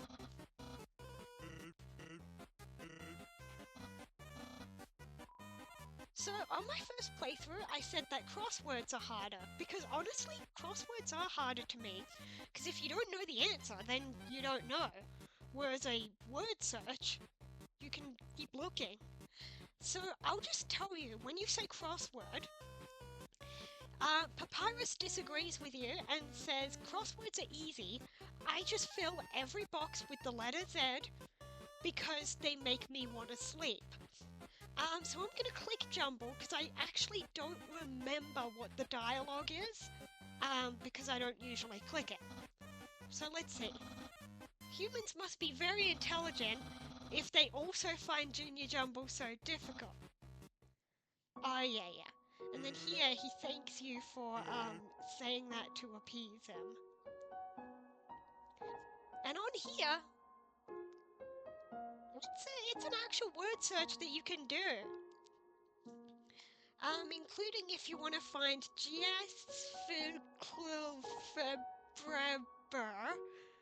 which is actually the top line.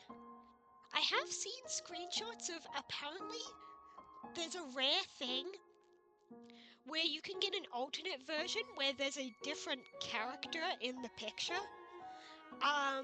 But I haven't seen it myself. And then over here, he wants us to eat this spaghetti. It's another way of capturing us. And another mouse hole. You can make it squeak. So we're gonna save there. Oh yeah, so over here is lesser dog. Okay.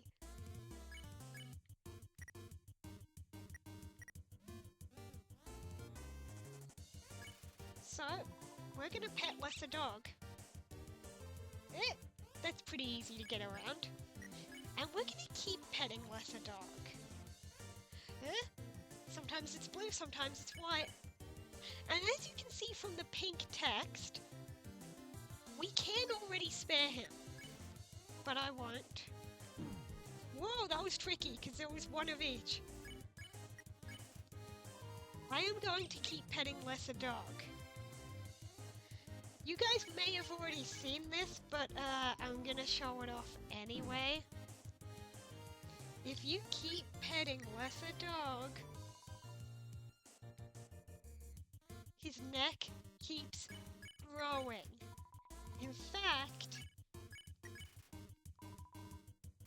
he stops attacking you at one point. Also, the text changes.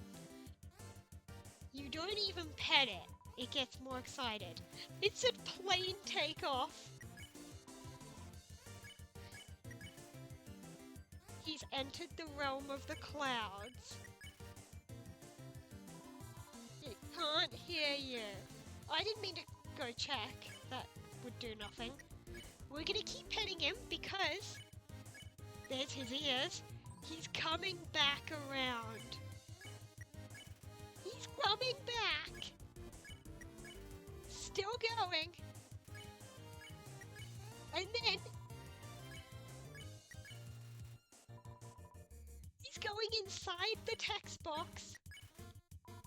You can see his face going through the text. But it's not over. This might take a while, but I'm gonna show how far it can go. Also, it says it's possible you may have a problem. Look at that tail as well. Oh my god. I think the text changes at least one more time. And I'm gonna show just how far this can go. Just not only has it come back around, but this time it can go through the battle box thingy. And down he goes. I think he might come out the bottom where the hut is. Or this might be as far as it goes. Let's see, a bit longer. Because I can't see it behind the box, so I don't know how far it's gotten. Yeah, he's unpettable, but appreciates the attempt. I think this might be as far as it goes. Or I could be misremembering and it might come back. There it is! There it is! It's coming back. Alright, there he is. it continues. I think that's as far as the text goes. It won't change again. And I think once he gets off screen, I think it might stop there. I don't think he comes back around. Maybe he does, and I just haven't bothered to see it. Let's see, a few more times. Oh, that... Really?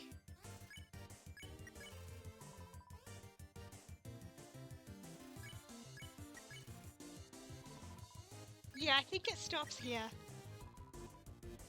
I don't think he comes back up. I think he's done. Let's spare him.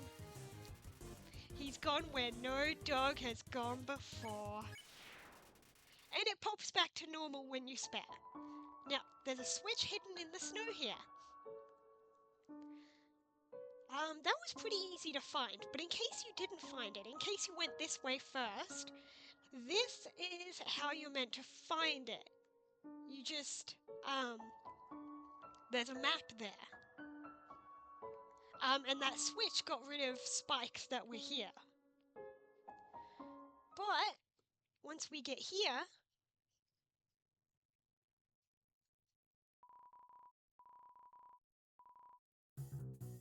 we have Dogamy and Doggeressa.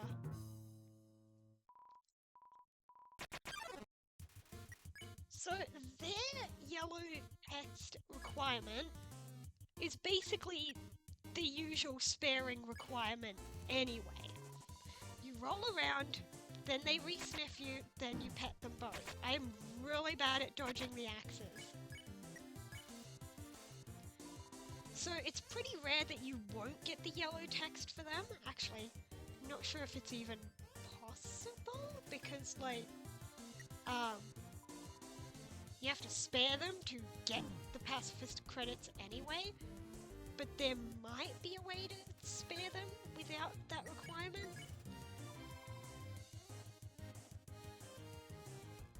But anyway, yeah, you want to roll around, re-sniff. You can do that on either of them, and then you need to pet them both. There we go. Dogs can pet other dogs? A new world has opened up for us. So now they know they can pet each other. That's the tutorial for that puzzle.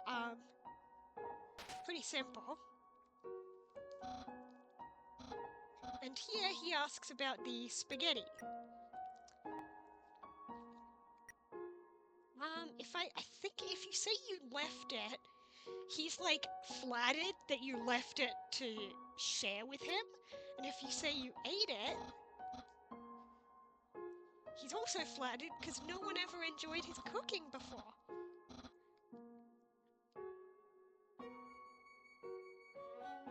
What does he say over here? Oh, yeah, sock collection. Got it. I remember now. Because then when you get here, he walks over and explains this puzzle. I heard somewhere that if you are struggling with this puzzle and you're stuck on it for a long time, I heard that apparently he will help you with it. I'm not 100% sure if I'm remembering that right, but oh, I think I screwed it up. Oopsie. Yeah. Whoops.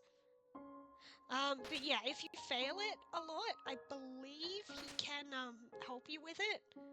But I could be misremembering, and I'm not going to show that off because it would take some time. But yeah, you do like this, you can step on and off, not go all the way past. That's how you do that.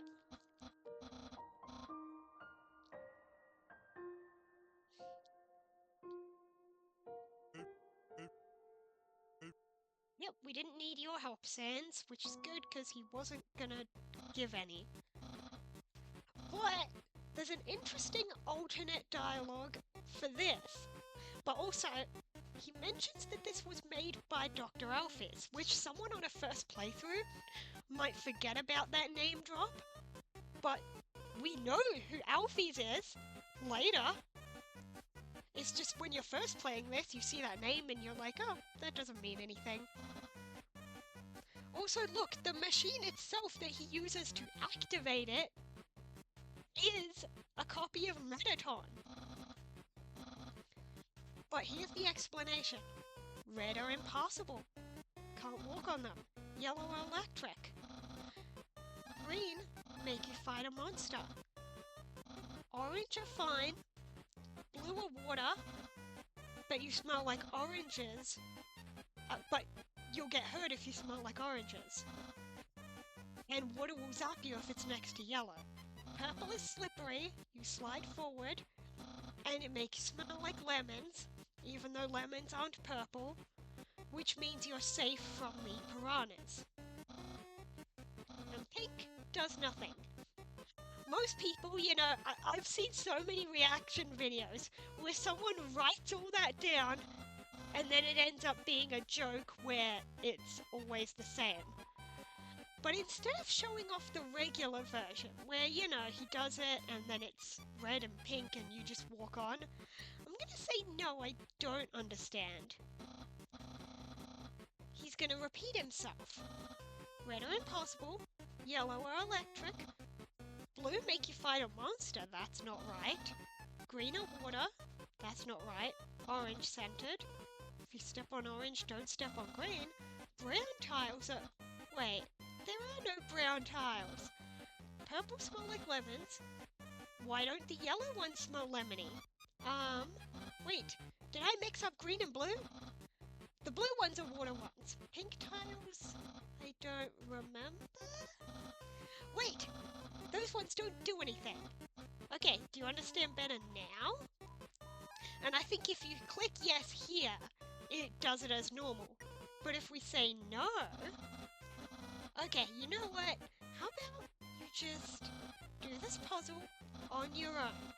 I'll leave the instructions, just read them. Then when you understand it, you can throw the switch and do it at your own pace. Good luck.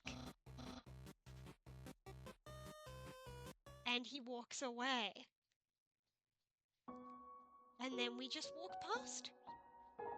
And now it's like this. And you can't even read it. And the machine isn't working. That's the same thing it says no matter what though. If you did this normally and then once you come back in this room, it says it's not working. That's normal dialogue. Oh yeah, this snow stuff. The amount of snow sculptures you see here is dependent on how many times you pet the lesser dog. This guy here says the dog rushed in and kept trying to build a perfect snow dog. Otherwise, if you pet it a lot less, you might just see it here with just one little sculpture, and it's here, working on it. But this is the maximum snow sculptures.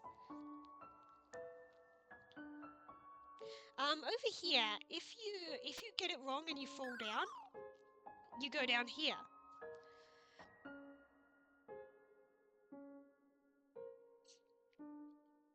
Now here we have a snow papyrus and a lump of snow with sands written on it. Now, I've seen two different interpretations of what's going on in here. So, in one interpretation that I've seen others have here, is one where they figured, okay, Sands and Papyrus came here and said, let's make snow sculptures of ourselves. And Papyrus made himself really buff, but Sands was really lazy and just put snow and wrote Sands on it. That's one interpretation. The other one is kind of the opposite, where I've seen one person who said they, as brothers, decided to make sculptures of each other.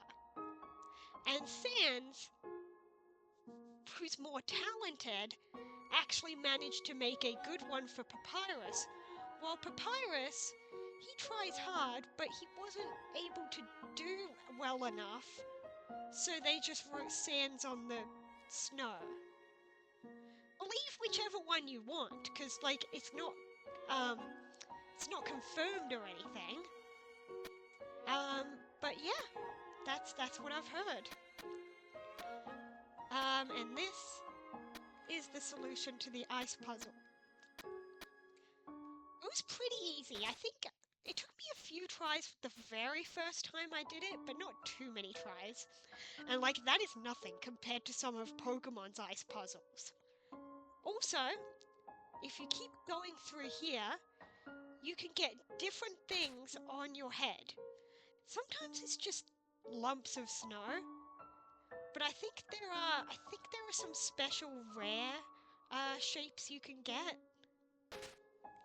That one was different. Okay, that's the last time I'll do it though. But we're gonna go down this way. He says what's up over here, and then over here he asks if we're following him. I am not going to head to the left right now, actually. I know there's something over there, but I'm not going to do it right now. Reason being is that I want to get to a save point first. That way, in case I fail, I won't lose much progress. Okay, we took all the decorations off of Gift Row. Next time I find a save point, which shouldn't be too far, then I'll head back over there. All of these are Snowpuffs. But what you want to do is examine all of the Snowpuffs, because the last one you check has gold in it. And over here, dog.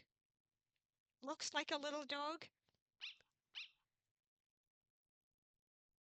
Not a little dog. Although it could be multiple dogs in the armor. And in fact, I think it is, because look at that left arm there. You can see a face. You can also see a face on its spear though, which is odd, but yeah. The correct sequence, and I don't know how people figured this out the first time, is beckon, pet, play, pet, pat. Ah, crap, I clicked it wrong. I said it right, but I clicked it wrong because I slipped. There we go. Pet. Then it wakes up and it's excited, so now he wants to play. Pet, play. I love that. You make a snowball, so when you throw the ball, it just goes on the ground, and then he tries to gather up all the snow. Oops. Don't kill me. There we go. I think that's... well, that's death. I should have healed. God damn it, now I have to redo some stuff.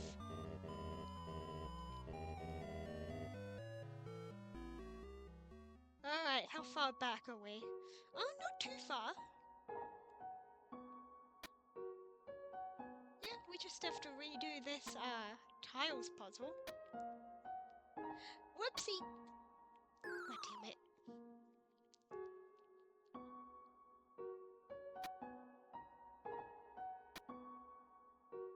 There we go. This way, and then down here, and around this way.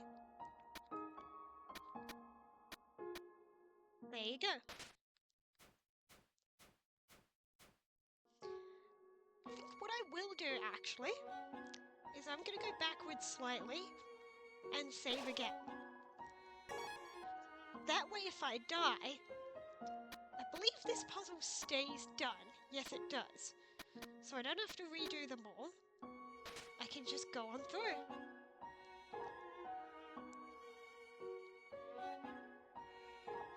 Because, since I have that save point right there, I am going to... well, actually, first I have to encounter Gift Rot.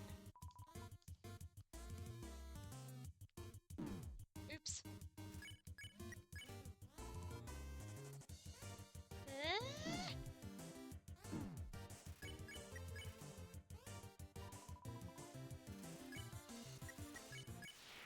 we go.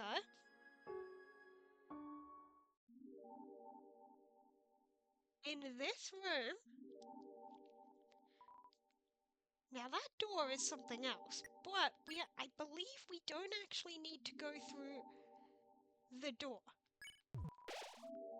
I believe what we need to do is walk back and forth in this room for literal minutes. And that's how we get something special. And I'm gonna do that. Which is good, because I only need one hand on the controller, so I can have a little bit of a break and take a drink.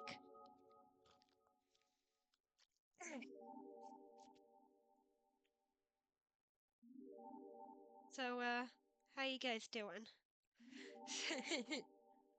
If I were doing this in, like, episodic Let's Play format, I would literally just do it between episodes and, like, time it right and finish an episode, and then start an episode here and, like, start recording right when it pops up.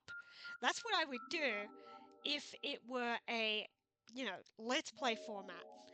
But instead, it's, stream format, so, we have to just wait. But that's alright.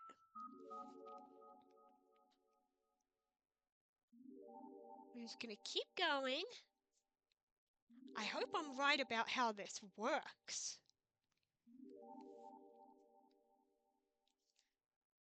I'm gonna keep a hand on the controller walking back and forth while I actually... get back up there.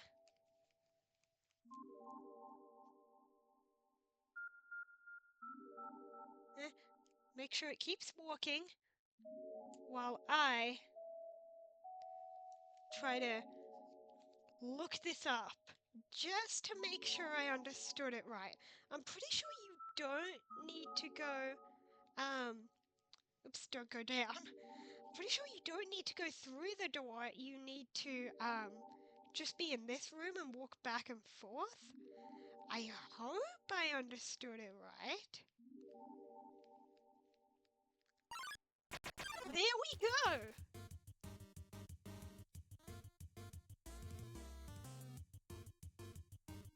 I think I've only ever done this once. So I've actually pulled up the answer to sparing just because I don't want to struggle to figure it out. So we need to applaud twice. Whoa, this is very hard to dodge. I hope I don't die.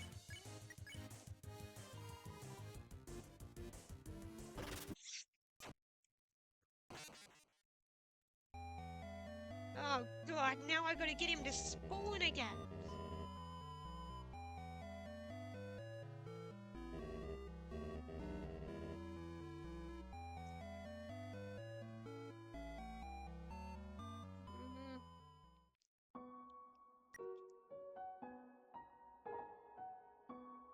You know what though? That is not what I meant to do. I could always come back and do glide. Nothing is stopping him from spawning. Oh wow, I hit the corner there and fell. Glide can spawn at pretty much any time in the... Oh yeah, you can go diagonally. Glide can spawn at any point in the game unless you've reached an ending. Oh seriously? I thought that was lined up right. Once you've reached an ending, you know, well, I mean, neutral endings make you have to reload anyway, and then True Pacifist, once you've... I had a dog on my head. I'm gonna record that. Let's see it again. There it is. Anyway, what I do need to redo is the gift rot thing, because that was after the save.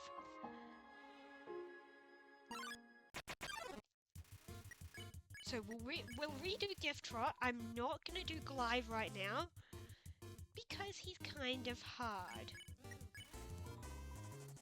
I guess if I had done it on a neutral route, where I was able to increase my max HP, that'd be great.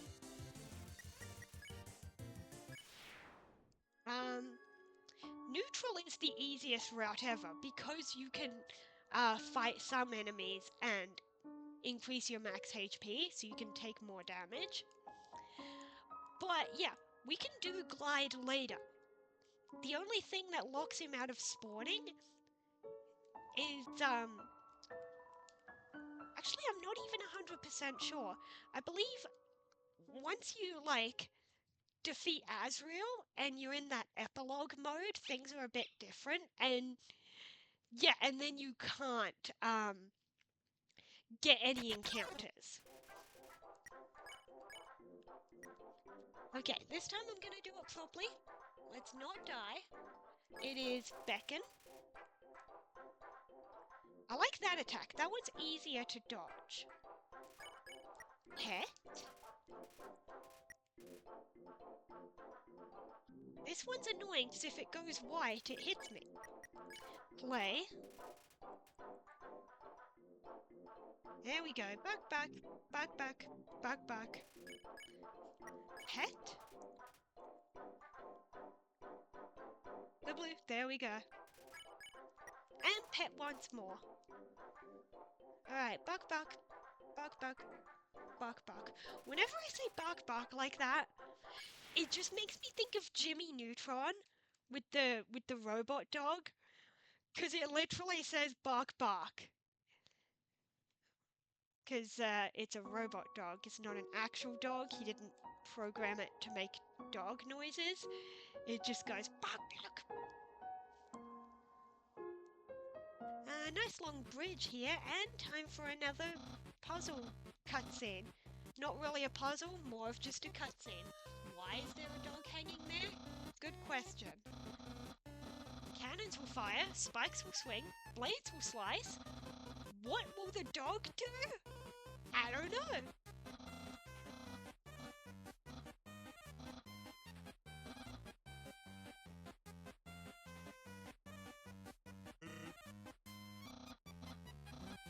And he doesn't want to kill us with this.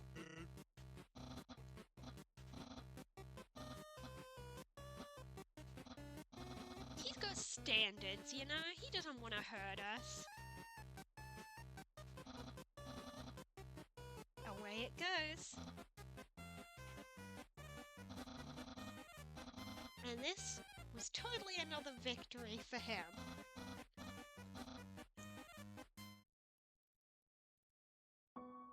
Just a moment.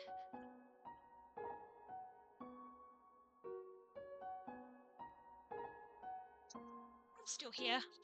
I just wanted to take off my jumper that I was wearing because I got a bit warm. And to do that, I had to take off my mic, which is a headset mic. But here's Snowden. We can save. There's a shop here. We already have the tough glove. I will take the manly bandana. Oh yeah, if you try to sell to this guy, he has text and says no. And I could read through all this text, but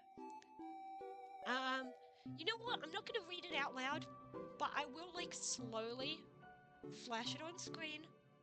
So if you really want to read it, you can. It's just I'm not going to give much special attention to it because it's normal. It's text that everyone will see when they play through for the first time. And in this stream, I'm more so gonna focus on showing off, you know, things that, like, you kind of have to go out of your way to trigger. Like all of those Papyrus phone calls that I'm gonna show off. Especially because most people, they befriend Undyne and then it locks you out of seeing the Papyrus only ones. Here we have the box again, which is good because I'm going to equip the bandana. We'll put away the snowman piece for now and the ribbon. These are healing items we can use. And actually, something I will do...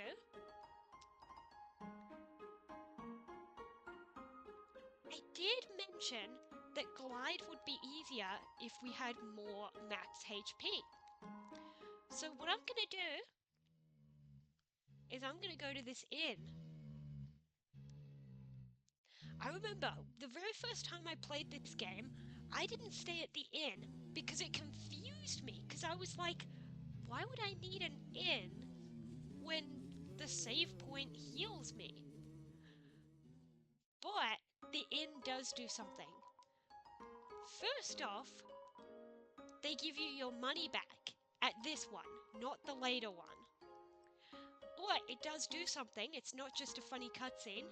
I now have 30 HP. It's temporary though. Once you drop back below, you don't get it back. And this kid here alludes to it. Sleeping can recover above max HP. Also, no, you cannot go up those stairs. So, I'm gonna try glide again. And then, and let's also buy some healing items. You know what? Let's spend all our money. I mean, we'll fill all the inventory slots. If I still somehow fail glide, I can just reload from that save point to get my money back and stuff. Well, actually, I mean, if I fail glide, I would reload from that save point because... Oh, here's Jerry!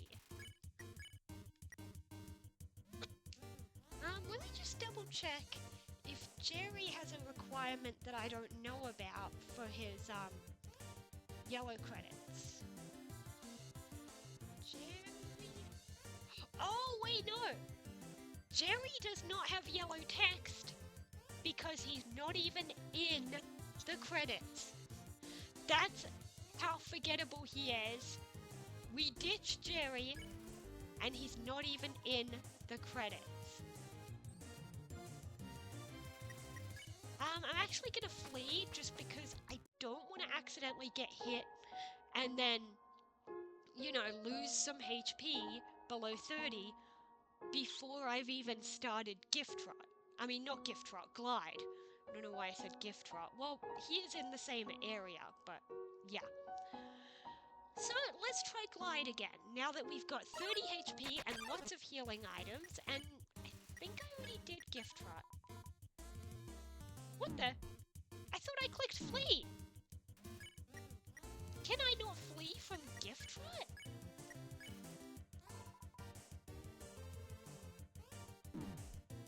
Jesus, he's tricky!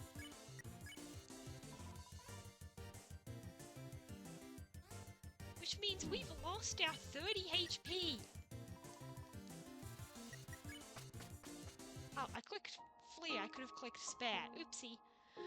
Well, now we don't have our high HP. I'm still gonna try glide because I bought all of these healing items. Those bicycles, you can eat them twice. So that'll help a lot.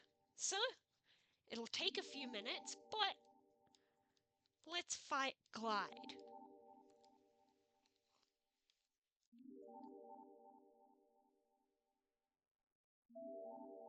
And that gives me a chance to have a drink and a snack. I've got a chocolate thing here in front of me. There.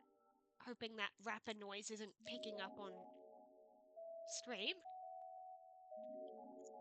I'm hoping it doesn't reset what I was doing because I stopped walking for a second. I don't know if you need to be constantly walking back and forth, because I did kind of stop walking for a second because my hand came off the joystick when I was opening this, but oh well.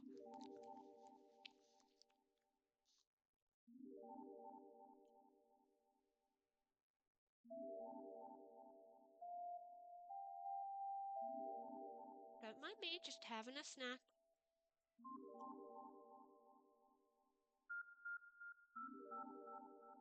actually, it will mean that I'll have to wipe my hand once I eat this because it's a little sticky because it is kind of warm today because it's summer here.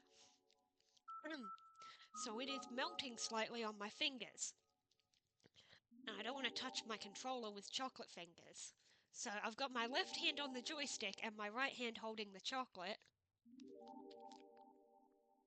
But there's tissues nearby, so I can clean that off in a moment. Keep walking. Feels like it. Do you ever have one of those things where someone tells you, okay, just do this and it'll trigger the thing, and like you don't know how long it'll take, so it's like you keep trying and you're like, is it even working? And it probably is, but you can't tell.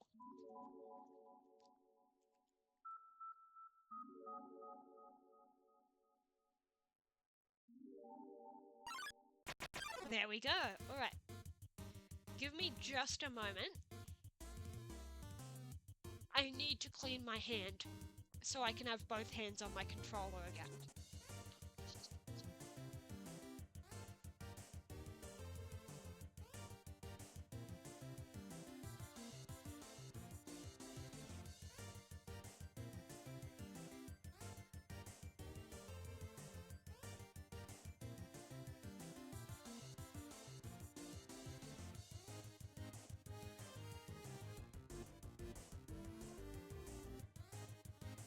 I'm back. Alright, now let's try glide. I believe first we need to applaud twice.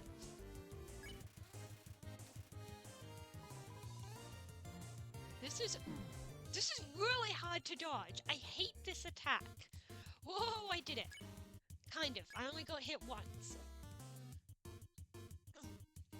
If my HP drops below 10, I'll heal. Okay, applaud again. He becomes addicted to the praise.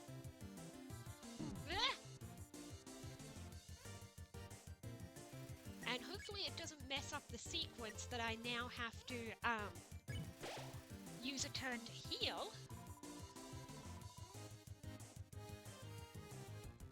Because then apparently the solution is to either ignore 3 times or nothing 3 times, or nothing twice, and then a boom. God, no, I'm gonna heal again, because, I don't like being that low. I am so scared I'm gonna die. Whoa! Okay, I got hit once, but I'm okay. I'm gonna do a nothing. Yeah, he thinks we forgot to clap, because he got addicted to it. Ah! Damn it!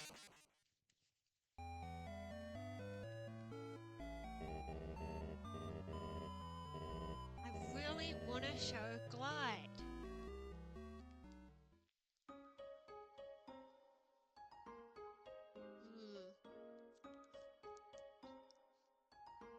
Okay, here's what I'm going to do first. Step 1.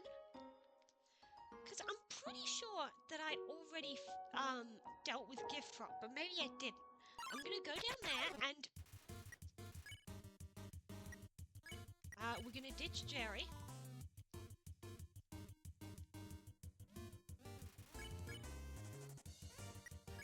We're gonna ignore Ice Cap.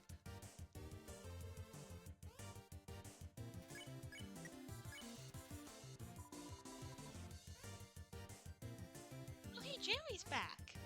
I didn't even realize he could come back. Wait, but what happens if I spare Ice Cap, and then how would I get rid of... Can I still ditch Jerry without... Yeah, I can. Even though there's no other monsters with me to ditch him with. Okay.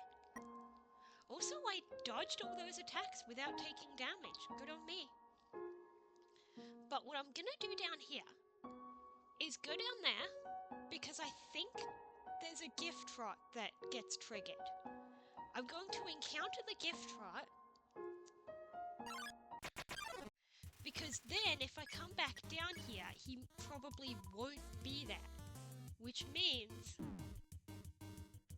I can go back up to Snowden, get my 30 HP, and get lots of healing items, and then we're gonna try Glide once more. Yeah, now that we've triggered Gift Trot, surely he won't pop up again on our way back to Glide. Surely.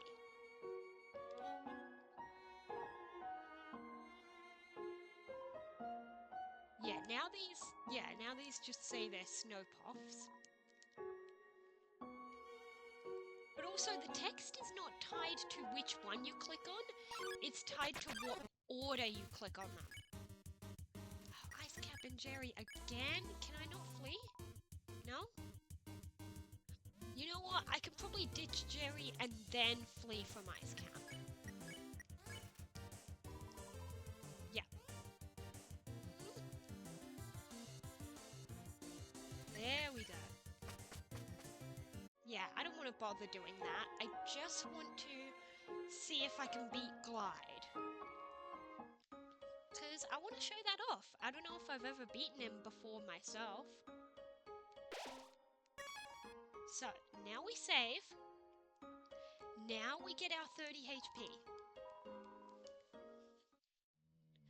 Yeah, which means the only requirement to get this 30 HP is I think you still have to have the 80 gold for them to let you up here, but then they give it back. I think if you don't have 80 gold, they will say, no, you can't afford it. I think. I don't know, I haven't tested it. Now let's grab these bicycles. Now, my problem with Glide was that I was being too risky. I did not heal often enough. I have so many healing items. So I need to just be careful. Oh, not you guys again. Okay, let's ditch Jerry, and then I can run away from the others. Phew. No, I didn't mean to click spare. I wanted to click flee. Okay, no damage. Jerry's back, and he didn't let me flee. Oh, god damn it. I got hit. Ditch Jerry.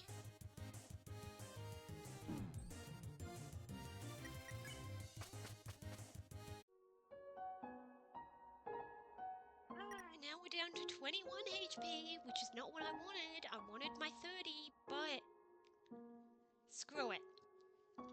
Because every time we walk on that bridge, we're gonna get an encounter. Which is really annoying.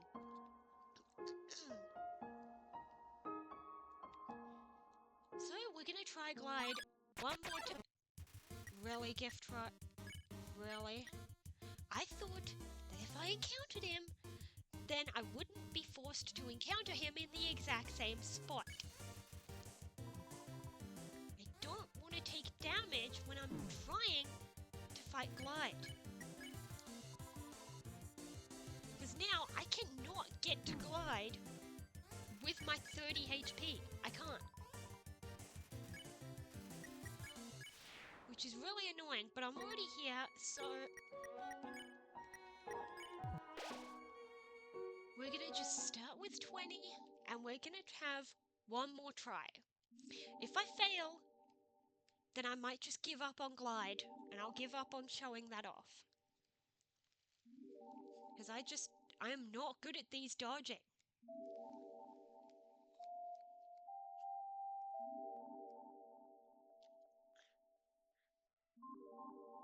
How you guys going anyway? No one's gonna answer me. I don't think anyone's even in chat. Is anyone even watching right now? Ugh. I'll try not to think about that. I try not to let it get me down when I have, like, next to no viewers. But, like, you know, it can be a bit disappointing.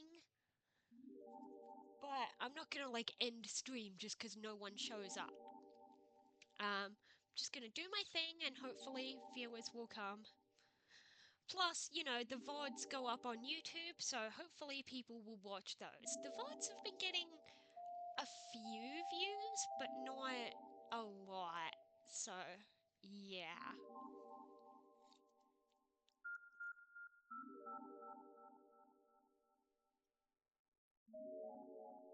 Any minute now. Come on, Glide. I'm waiting. Glide, you're really annoying. You're really annoying to encounter. You're really annoying to defeat. Those sparkles make a noise if you click on them, by the way. You have to kind of catch them flying around. Plus, you can turn the mushrooms on and off. They don't do anything. And there's plenty of those in other places, not just this room, of course. They mostly appear in Waterfall. This room looks more like it belongs in Waterfall, but, yeah, it's here in the snow area. And there we go! Alright.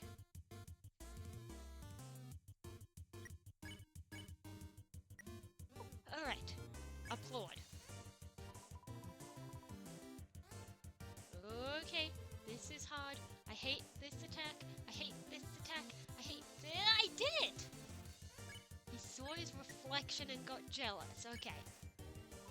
Let's see if I can dodge it again. It's the same attack. It's the same attack. I hate this attack. It's the same attack. And I did it! I'm getting better at this. And then we either need to do 3 nothings or 2 nothings and a boom. Okay, he's disappointed that we're not paying attention. I hate this attack. But I'm getting better at it. He gave himself a high five. Isn't that just a clap? Just a single clap? Yeah?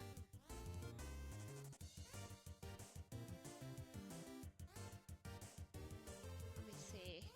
I'm just double checking that there's nothing else involved in his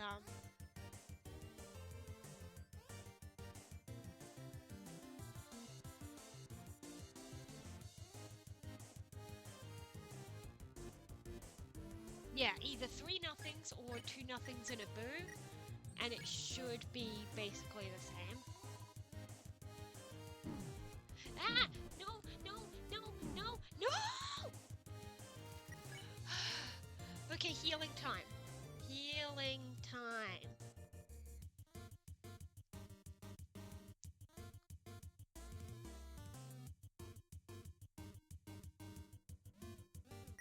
Okay. Unicicle. I might do another heal just to get me to max HP, just because I'm scared of exactly that happening. Because those recover 11 HP. Whoa, whoa, whoa. Shit. Can we do the other attack? Ah! Oh my god! I need to get better at dodging those, or else I'm never gonna... Okay, that's the easier version. I can do this one. I am gonna heal again. I know I'm using a lot of healing items, but I just want to do this. Okay, we're gonna do another nothing. And that's all it took.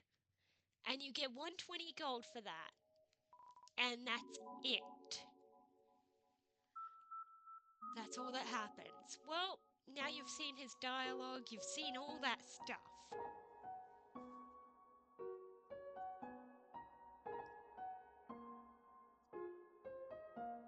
Well, let's get on with the game.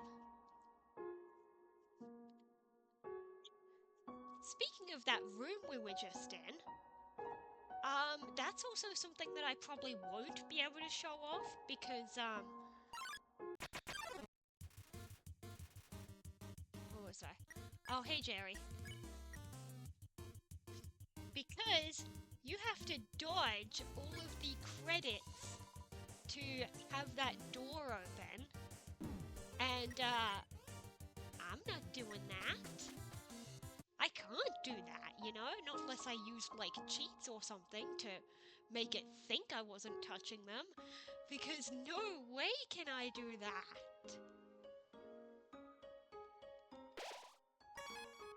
Yeah, we've still got a few healing items. We should be fine for now. This is a shortcut across town, which, I'm just gonna go back through it because I want to show off everything. This guy's weirded out by this lady, which is interesting because she is walking a bunny, but she is a bunny. If animals are people in this world, why is this little guy on a leash? In fact, I'm pretty sure later on there's dialogue that has someone mention that that's her little brother.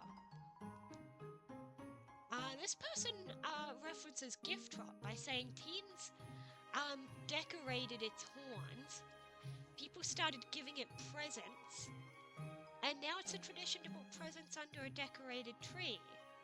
So they somehow ended up with that tradition. This kid says he can tell we're a kid because we're wearing a striped shirt, and I believe that's a reference to Earthbound, because kids wear striped shirts in that world. I'm not going to show off all of the text because, well, you've probably seen it before if you've played the game. That guy just makes a noise. That one's... I didn't even realize I could walk through that. I thought that would have more collision. Wait. Huh? You can't walk through this tile. Not here. What the... Wait. It was a very specific tile.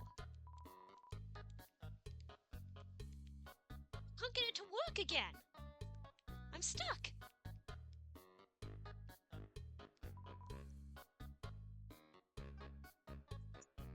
Okay, at least I got to show off this text.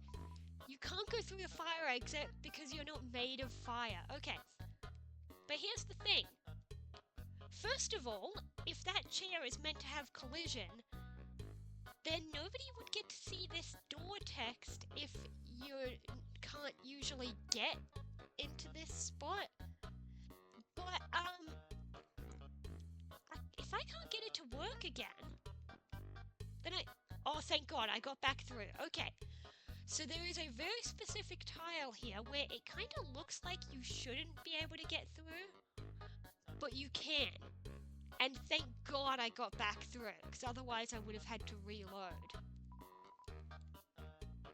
That's weird, because it's really, like, finicky. You gotta find the right exact spot where it lets you get through. And then it feels like right now... Okay, now it works.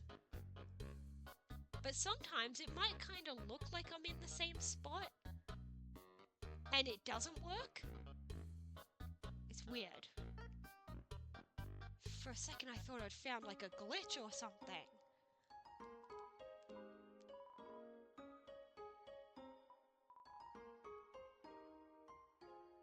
Up here, well, there's this guy who's throwing the ice, and you can later see that the ice keeps going along the river.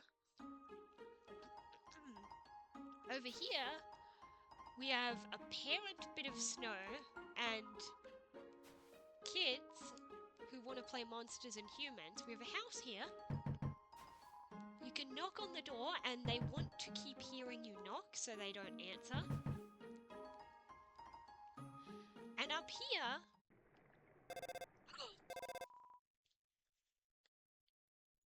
I knew this would happen because it happened on my file before, and I guess the fun value does not change when you do a reset. This is another one of those fun value events. Here we go. Hello, can I speak to Wait a second. Is this the wrong number?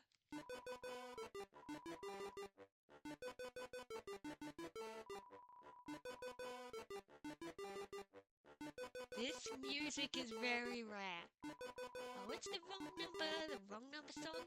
Very, very sorry that we got it wrong.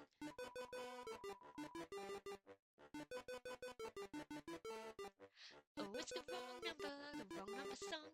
We're very, very sorry that we got it wrong. I love that the text, it is lyrics. It goes along with that tune very perfectly. Oh, it's the wrong number song. We're very, very sorry that we got it wrong. And then once you're done hearing it, it just stops. And also, normally, this is where the boat goes later when you can take the boat back to Snowdin. So yeah, we got to see the wrong number song. Also, up there, Lie Barbie. Yes, we know the sign is misspelled. And you can read some of the books along here.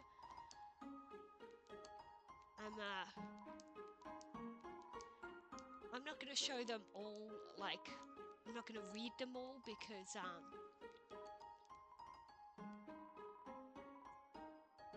oh yeah, that last line when it says I'm still writing that one.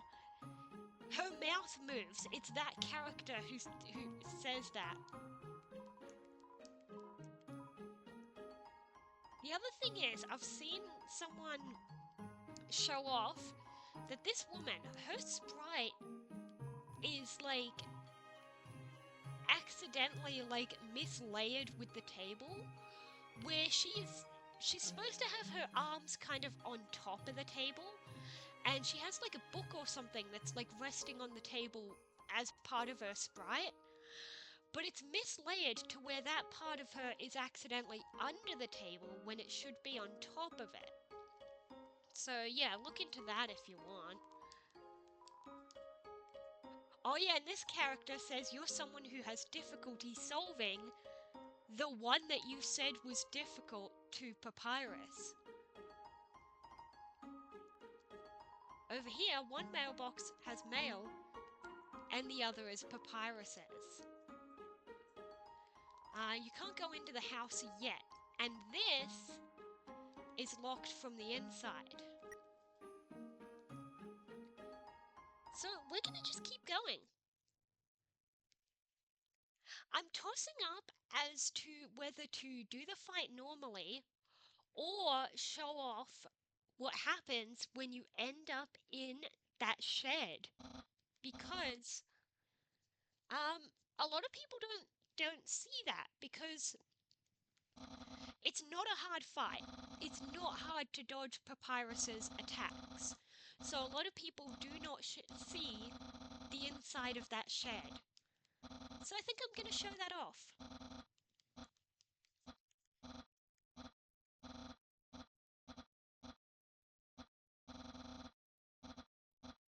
Another thing that I'll show off is most players end up dating Papyrus because they feel the need to try everything. But if you do not flirt with him, then you don't actually end up dating him. Later on, in the part that he would call a date, he actually calls it a hangout because you become friends. So we're going to spare him, but I'm going to show off. I'm going to purposely lose here, which is hard to do because the blue ones were not hurting me. There we go. I'm going to purposely lose, just once though.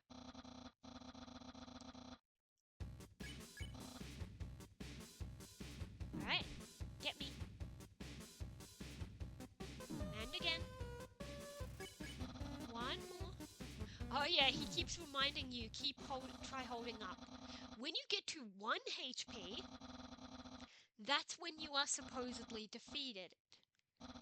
he takes you to the capture zone, or as Sans calls it, the garage. And here we are. He gave us a chew toy, a bed too small to sleep in, dry food, and a note. Sorry I have to lock you in the guest room until Undine arrives. Feel free to make yourself at home. Refreshments and accommodations have been provided. How nice of him. But the bars are too big to stop you. In fact, they don't have collision. You don't have to go in between them. You can just... Weird. Now, I won't show off because it'll take too long, but you can repeat this. If you lose a second time, you go in there again. And possibly a third time. But after losing, I believe maybe 3 or 4 times, then when you get back here, Papyrus decides to just spare you. He takes pity on you for getting captured so many times. Oh yeah, he's like, where's that human gone? Because you escaped from the shed. It's right in front of you. It's a relief to know you're here. Wait, you're not supposed to escape. Yeah, so I'm not going to show off. I'll just tell you that, yeah. Now I'll actually try. And yeah, I won't show, but I'll just tell you. If you end up in the shed, I believe 3 times, then he'll just give up and take pity on you, and he'll just let you go. So you don't have to fight him. Sort of like Toriel, where she stops fighting you when you get low enough. Papyrus is also basically a free win if you're bad enough at the game. Oopsie. Speaking of being bad at the game, I am kind of bad at the game. It's not too hard of a game though. Like, this is a game that basically has a built-in hard mode, not just the one we saw before with the where you name yourself Frisk, because that's a different kind of hard mode that only went up to the end of the ruins. But the genocide route is effectively built-in hard mode, because it makes the boss fights harder. Granted, it does kind of make the random encounters easier, because once you level up, you get higher stats. You kill them more easily. But the bosses are what's really important. And of course in Genocide, those are much harder.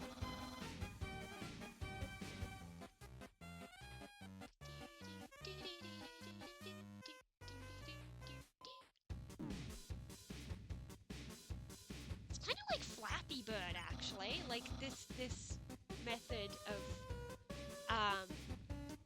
like dodging. I always found it a bit like Flappy Bird. I actually played the original Flappy Bird during that brief time when it existed. Because it existed, but then they took it down. But then there were like 1 million copies of it, and there probably still are copycat apps up there for Flappy Bird. So you probably can still play a version of it. Ah, that one's really hard to dodge.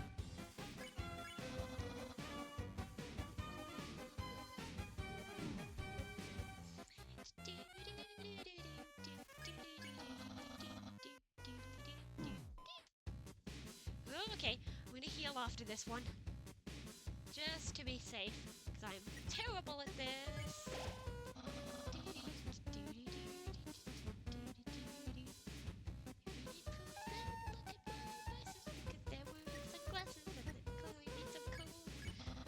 If you don't know what those words are that I was singing, that's from the video. Papyrus makes a mixtape, and wow, I did terrible at those dodges.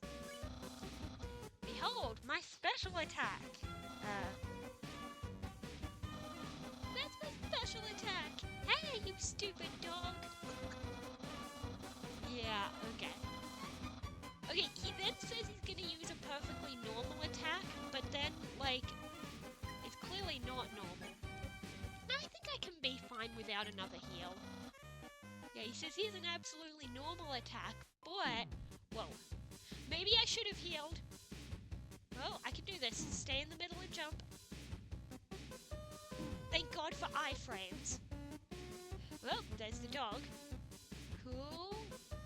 Dude! Jump! And then you can just keep floating up and up and up and up and... Whoa! Wait for it. The amount of people who get hit by that. There we go.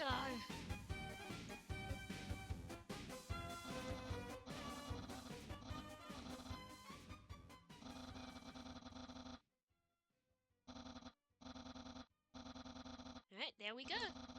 And now he will spare us, which means we can spare him.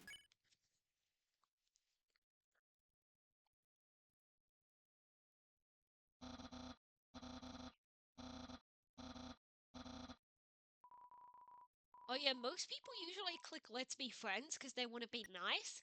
So I'm going to show off. When you say what a loser, he says, why would you talk about yourself like that? And now he wants to be our friend.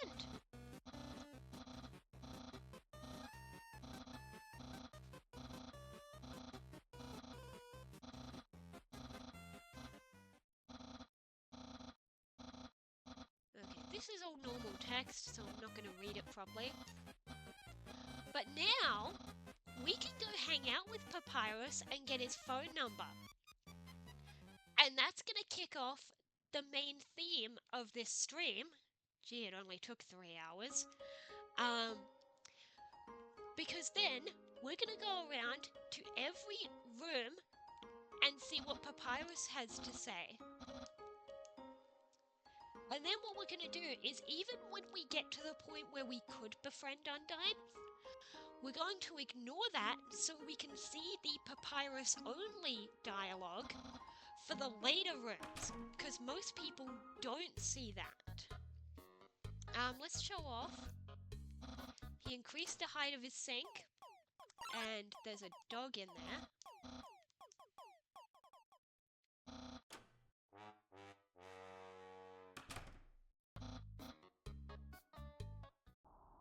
And you can go in here. This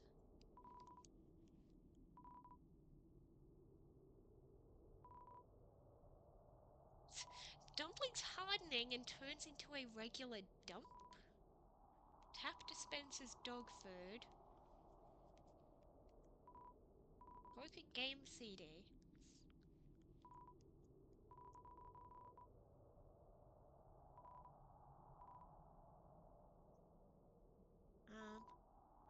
Blueprints.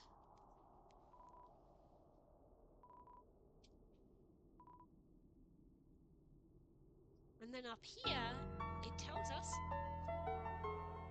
Oh, that's cool music. Mysterious seal. It'll probably naturally fall off by the time your journey is nearly over. So we'll have to come back to that. This is his food museum. It's the bin.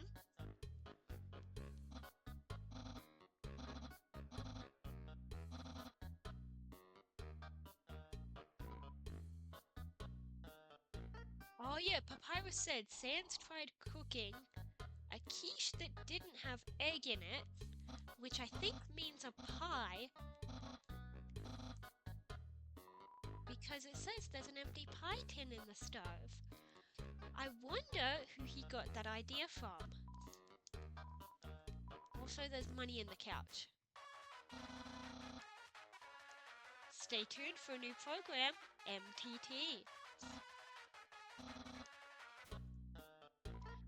Over here, there's the conversation about the sock. I'm not going to read it all. You've probably seen it. And here, a joke book with a quantum physics book, with a joke book, and so on.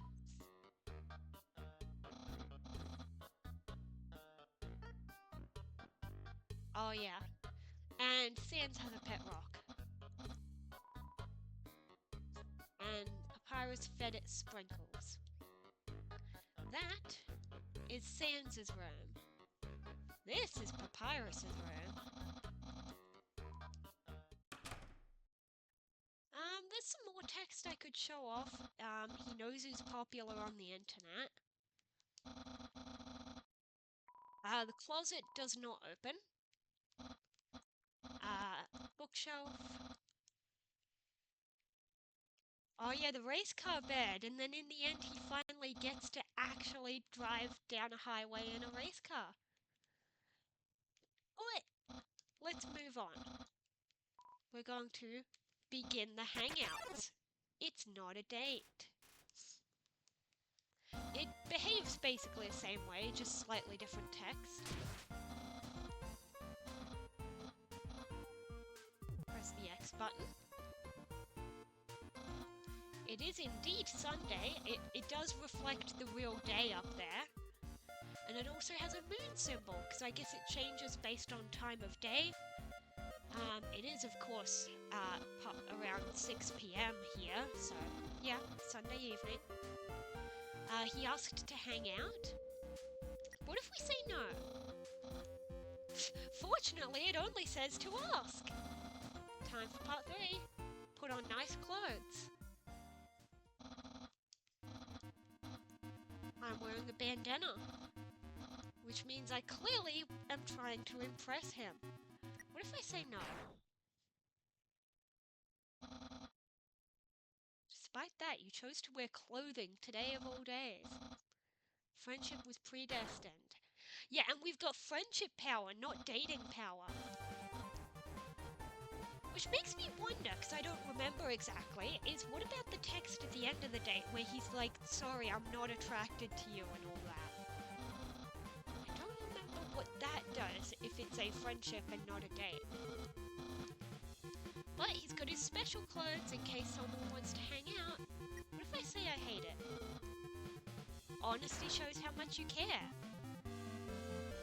Yeah, a lot of people choose the other option. Okay, let's see if we can check other stuff. Oh, soles of shoes joke. That hand. Oh, holding my hand so I'll tell you the answer. I must resist.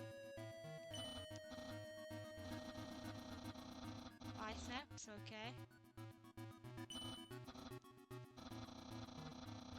Okay. And the shirt did not originally say cool. What about not the hat but the face? Nah, it's close enough that it counts the hat. Which is the right answer that you need to click. What if I don't open it? Okay, he'll do it himself. Most people say, yeah, I know what it is, it's spaghetti. I'm gonna say no, because I don't remember that dialogue. Yep, you have no idea. It appears to be spaghetti, it's not. Silken spaghetti finely aged in an oaken cask. Ew. Nope, I don't want to eat it. I'm letting you have it, that's what it is.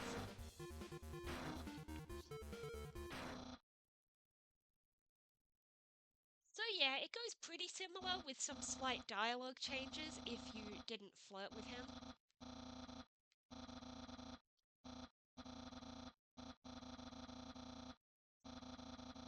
It's time that I told you. I, Papyrus. Well, I'm flattered you care so much. But maybe cool it a little bit? You're a very nice person. Glad we're friends.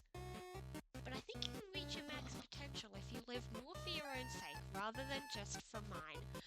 Okay, so instead of being a message about, like, how he tries to let you down gently, thinking you're in love with him,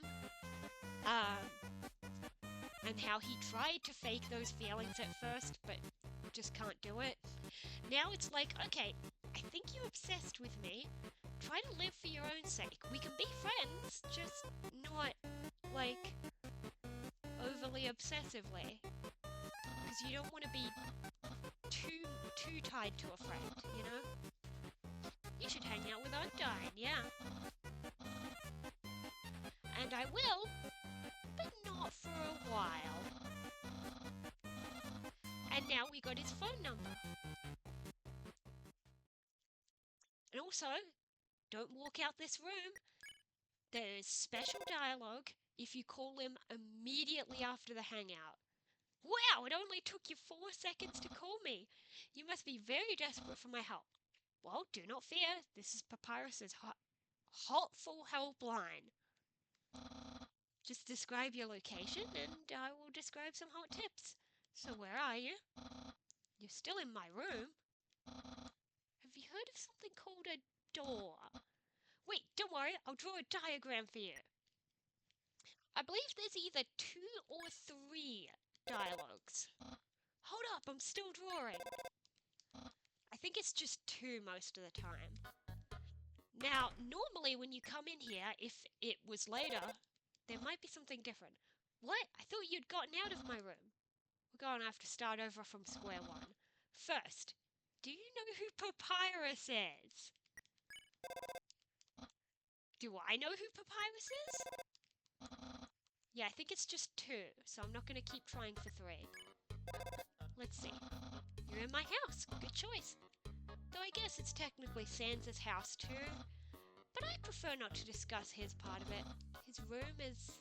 it's like another world. A world where they don't know how to vacuum. You're best staying away from that strange place. Speaking of strange places, can we call from in here?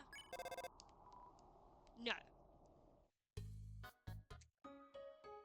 So, what we're going to do is we're going to go all the way back, as far back as we can go, and call from every room. This is something most players don't do because, well, it requires backtracking.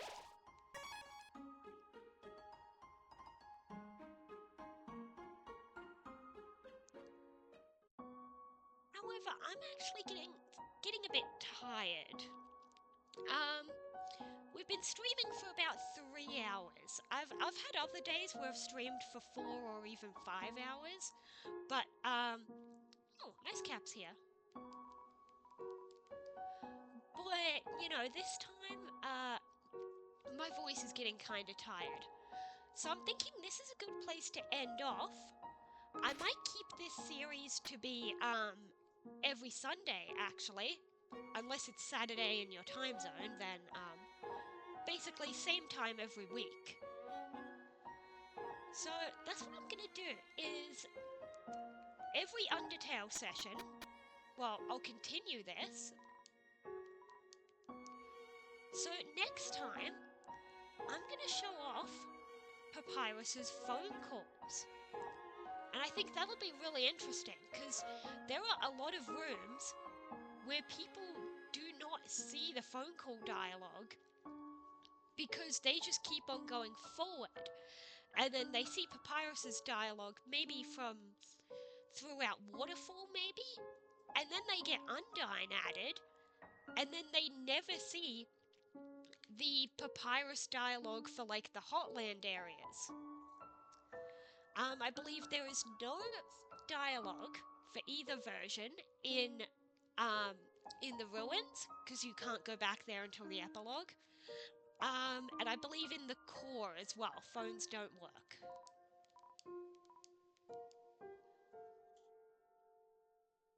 So I'm going to head as far back as I can. I think this is the earliest save point. Yeah. We'll do a few, I believe. As far back as we can go is, I think we're already in the room, but let's go right up to the door, I guess. This is a long room. This feels even longer than the corridor Toriel leaves you in. Because I guess the first time you walk through here, it's supposed to be kind of ominous. Oh no, it's a separate map. Yeah, the door is... that's the camera. You can't click on the door, actually. Let's do a tiny bit. The strange door in the woods. Actually, my brother spends a lot of time here. That's alluding to the fact that Sans likes to come out here. As we later see, when you talk to Sans in MTT Resort, in the restaurant, and he talks about how he knocks on the door, practices jokes, and someone answered. What's he doing? I've got to keep him on the straight and narrow. Are you still around that door? Oh no, my brother's a bad influence. Yeah, it's gonna be just 2 every time. In here, this is where my brother is supposed to patrol. But every time I show up, he's slacking off. It's a good thing I spotted you first. I'm sure he would have made a weird first impression. If he's not around, he won't come back. That's just the way he functions. Yeah, I'll keep going. I'll get to that save point so then I can turn off the game as we end stream. And then next week, we'll be able to continue this and we'll finally be able to see all of Papyrus's phone calls for every room, including the rooms that people don't normally see.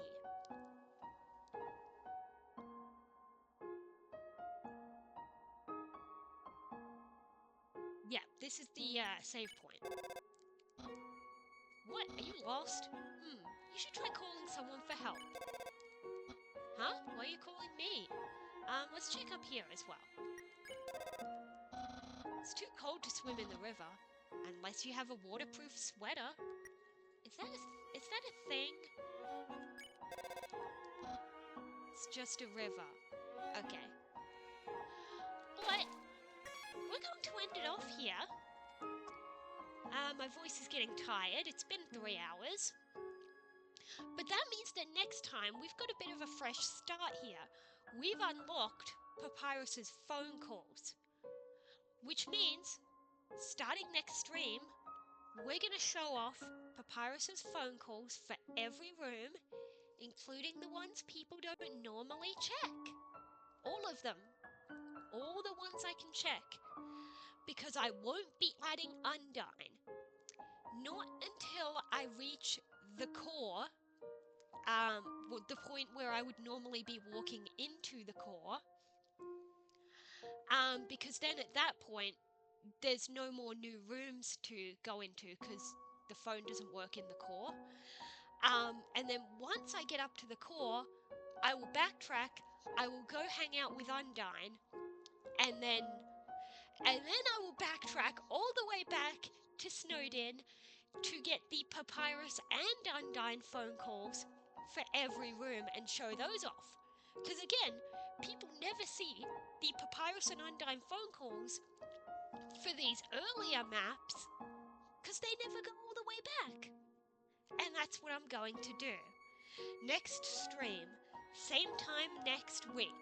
Whatever time this stream started for you, same time next week. So, I'll see you then, and if you enjoyed this, be sure to follow. If you're watching the VOD later, like on YouTube, then I recommend you go to my Twitch.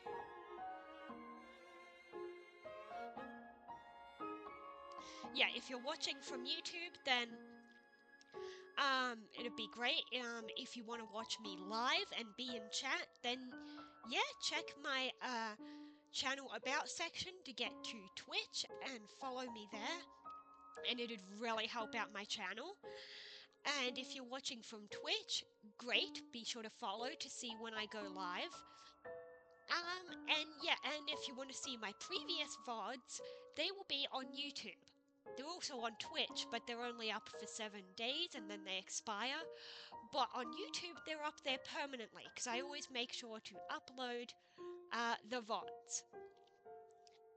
But with all that advertising done, I'm just going to say that I will see you next week. Well, not just next week. I'll see you next stream. Undertale will be same time next week. Tomorrow will be Pokemon Legends ZA, as well as possibly an Animal Crossing stream at a different point in the day, like a short Animal Crossing one, and then a few hours break, and then Pokemon. But definitely Pokemon tomorrow, because every Monday, Pokemon Legends ZA, and I'm really enjoying that. So, if you like Pokemon or Animal Crossing, be sure to follow, and you can watch those series live. But that's enough advertising.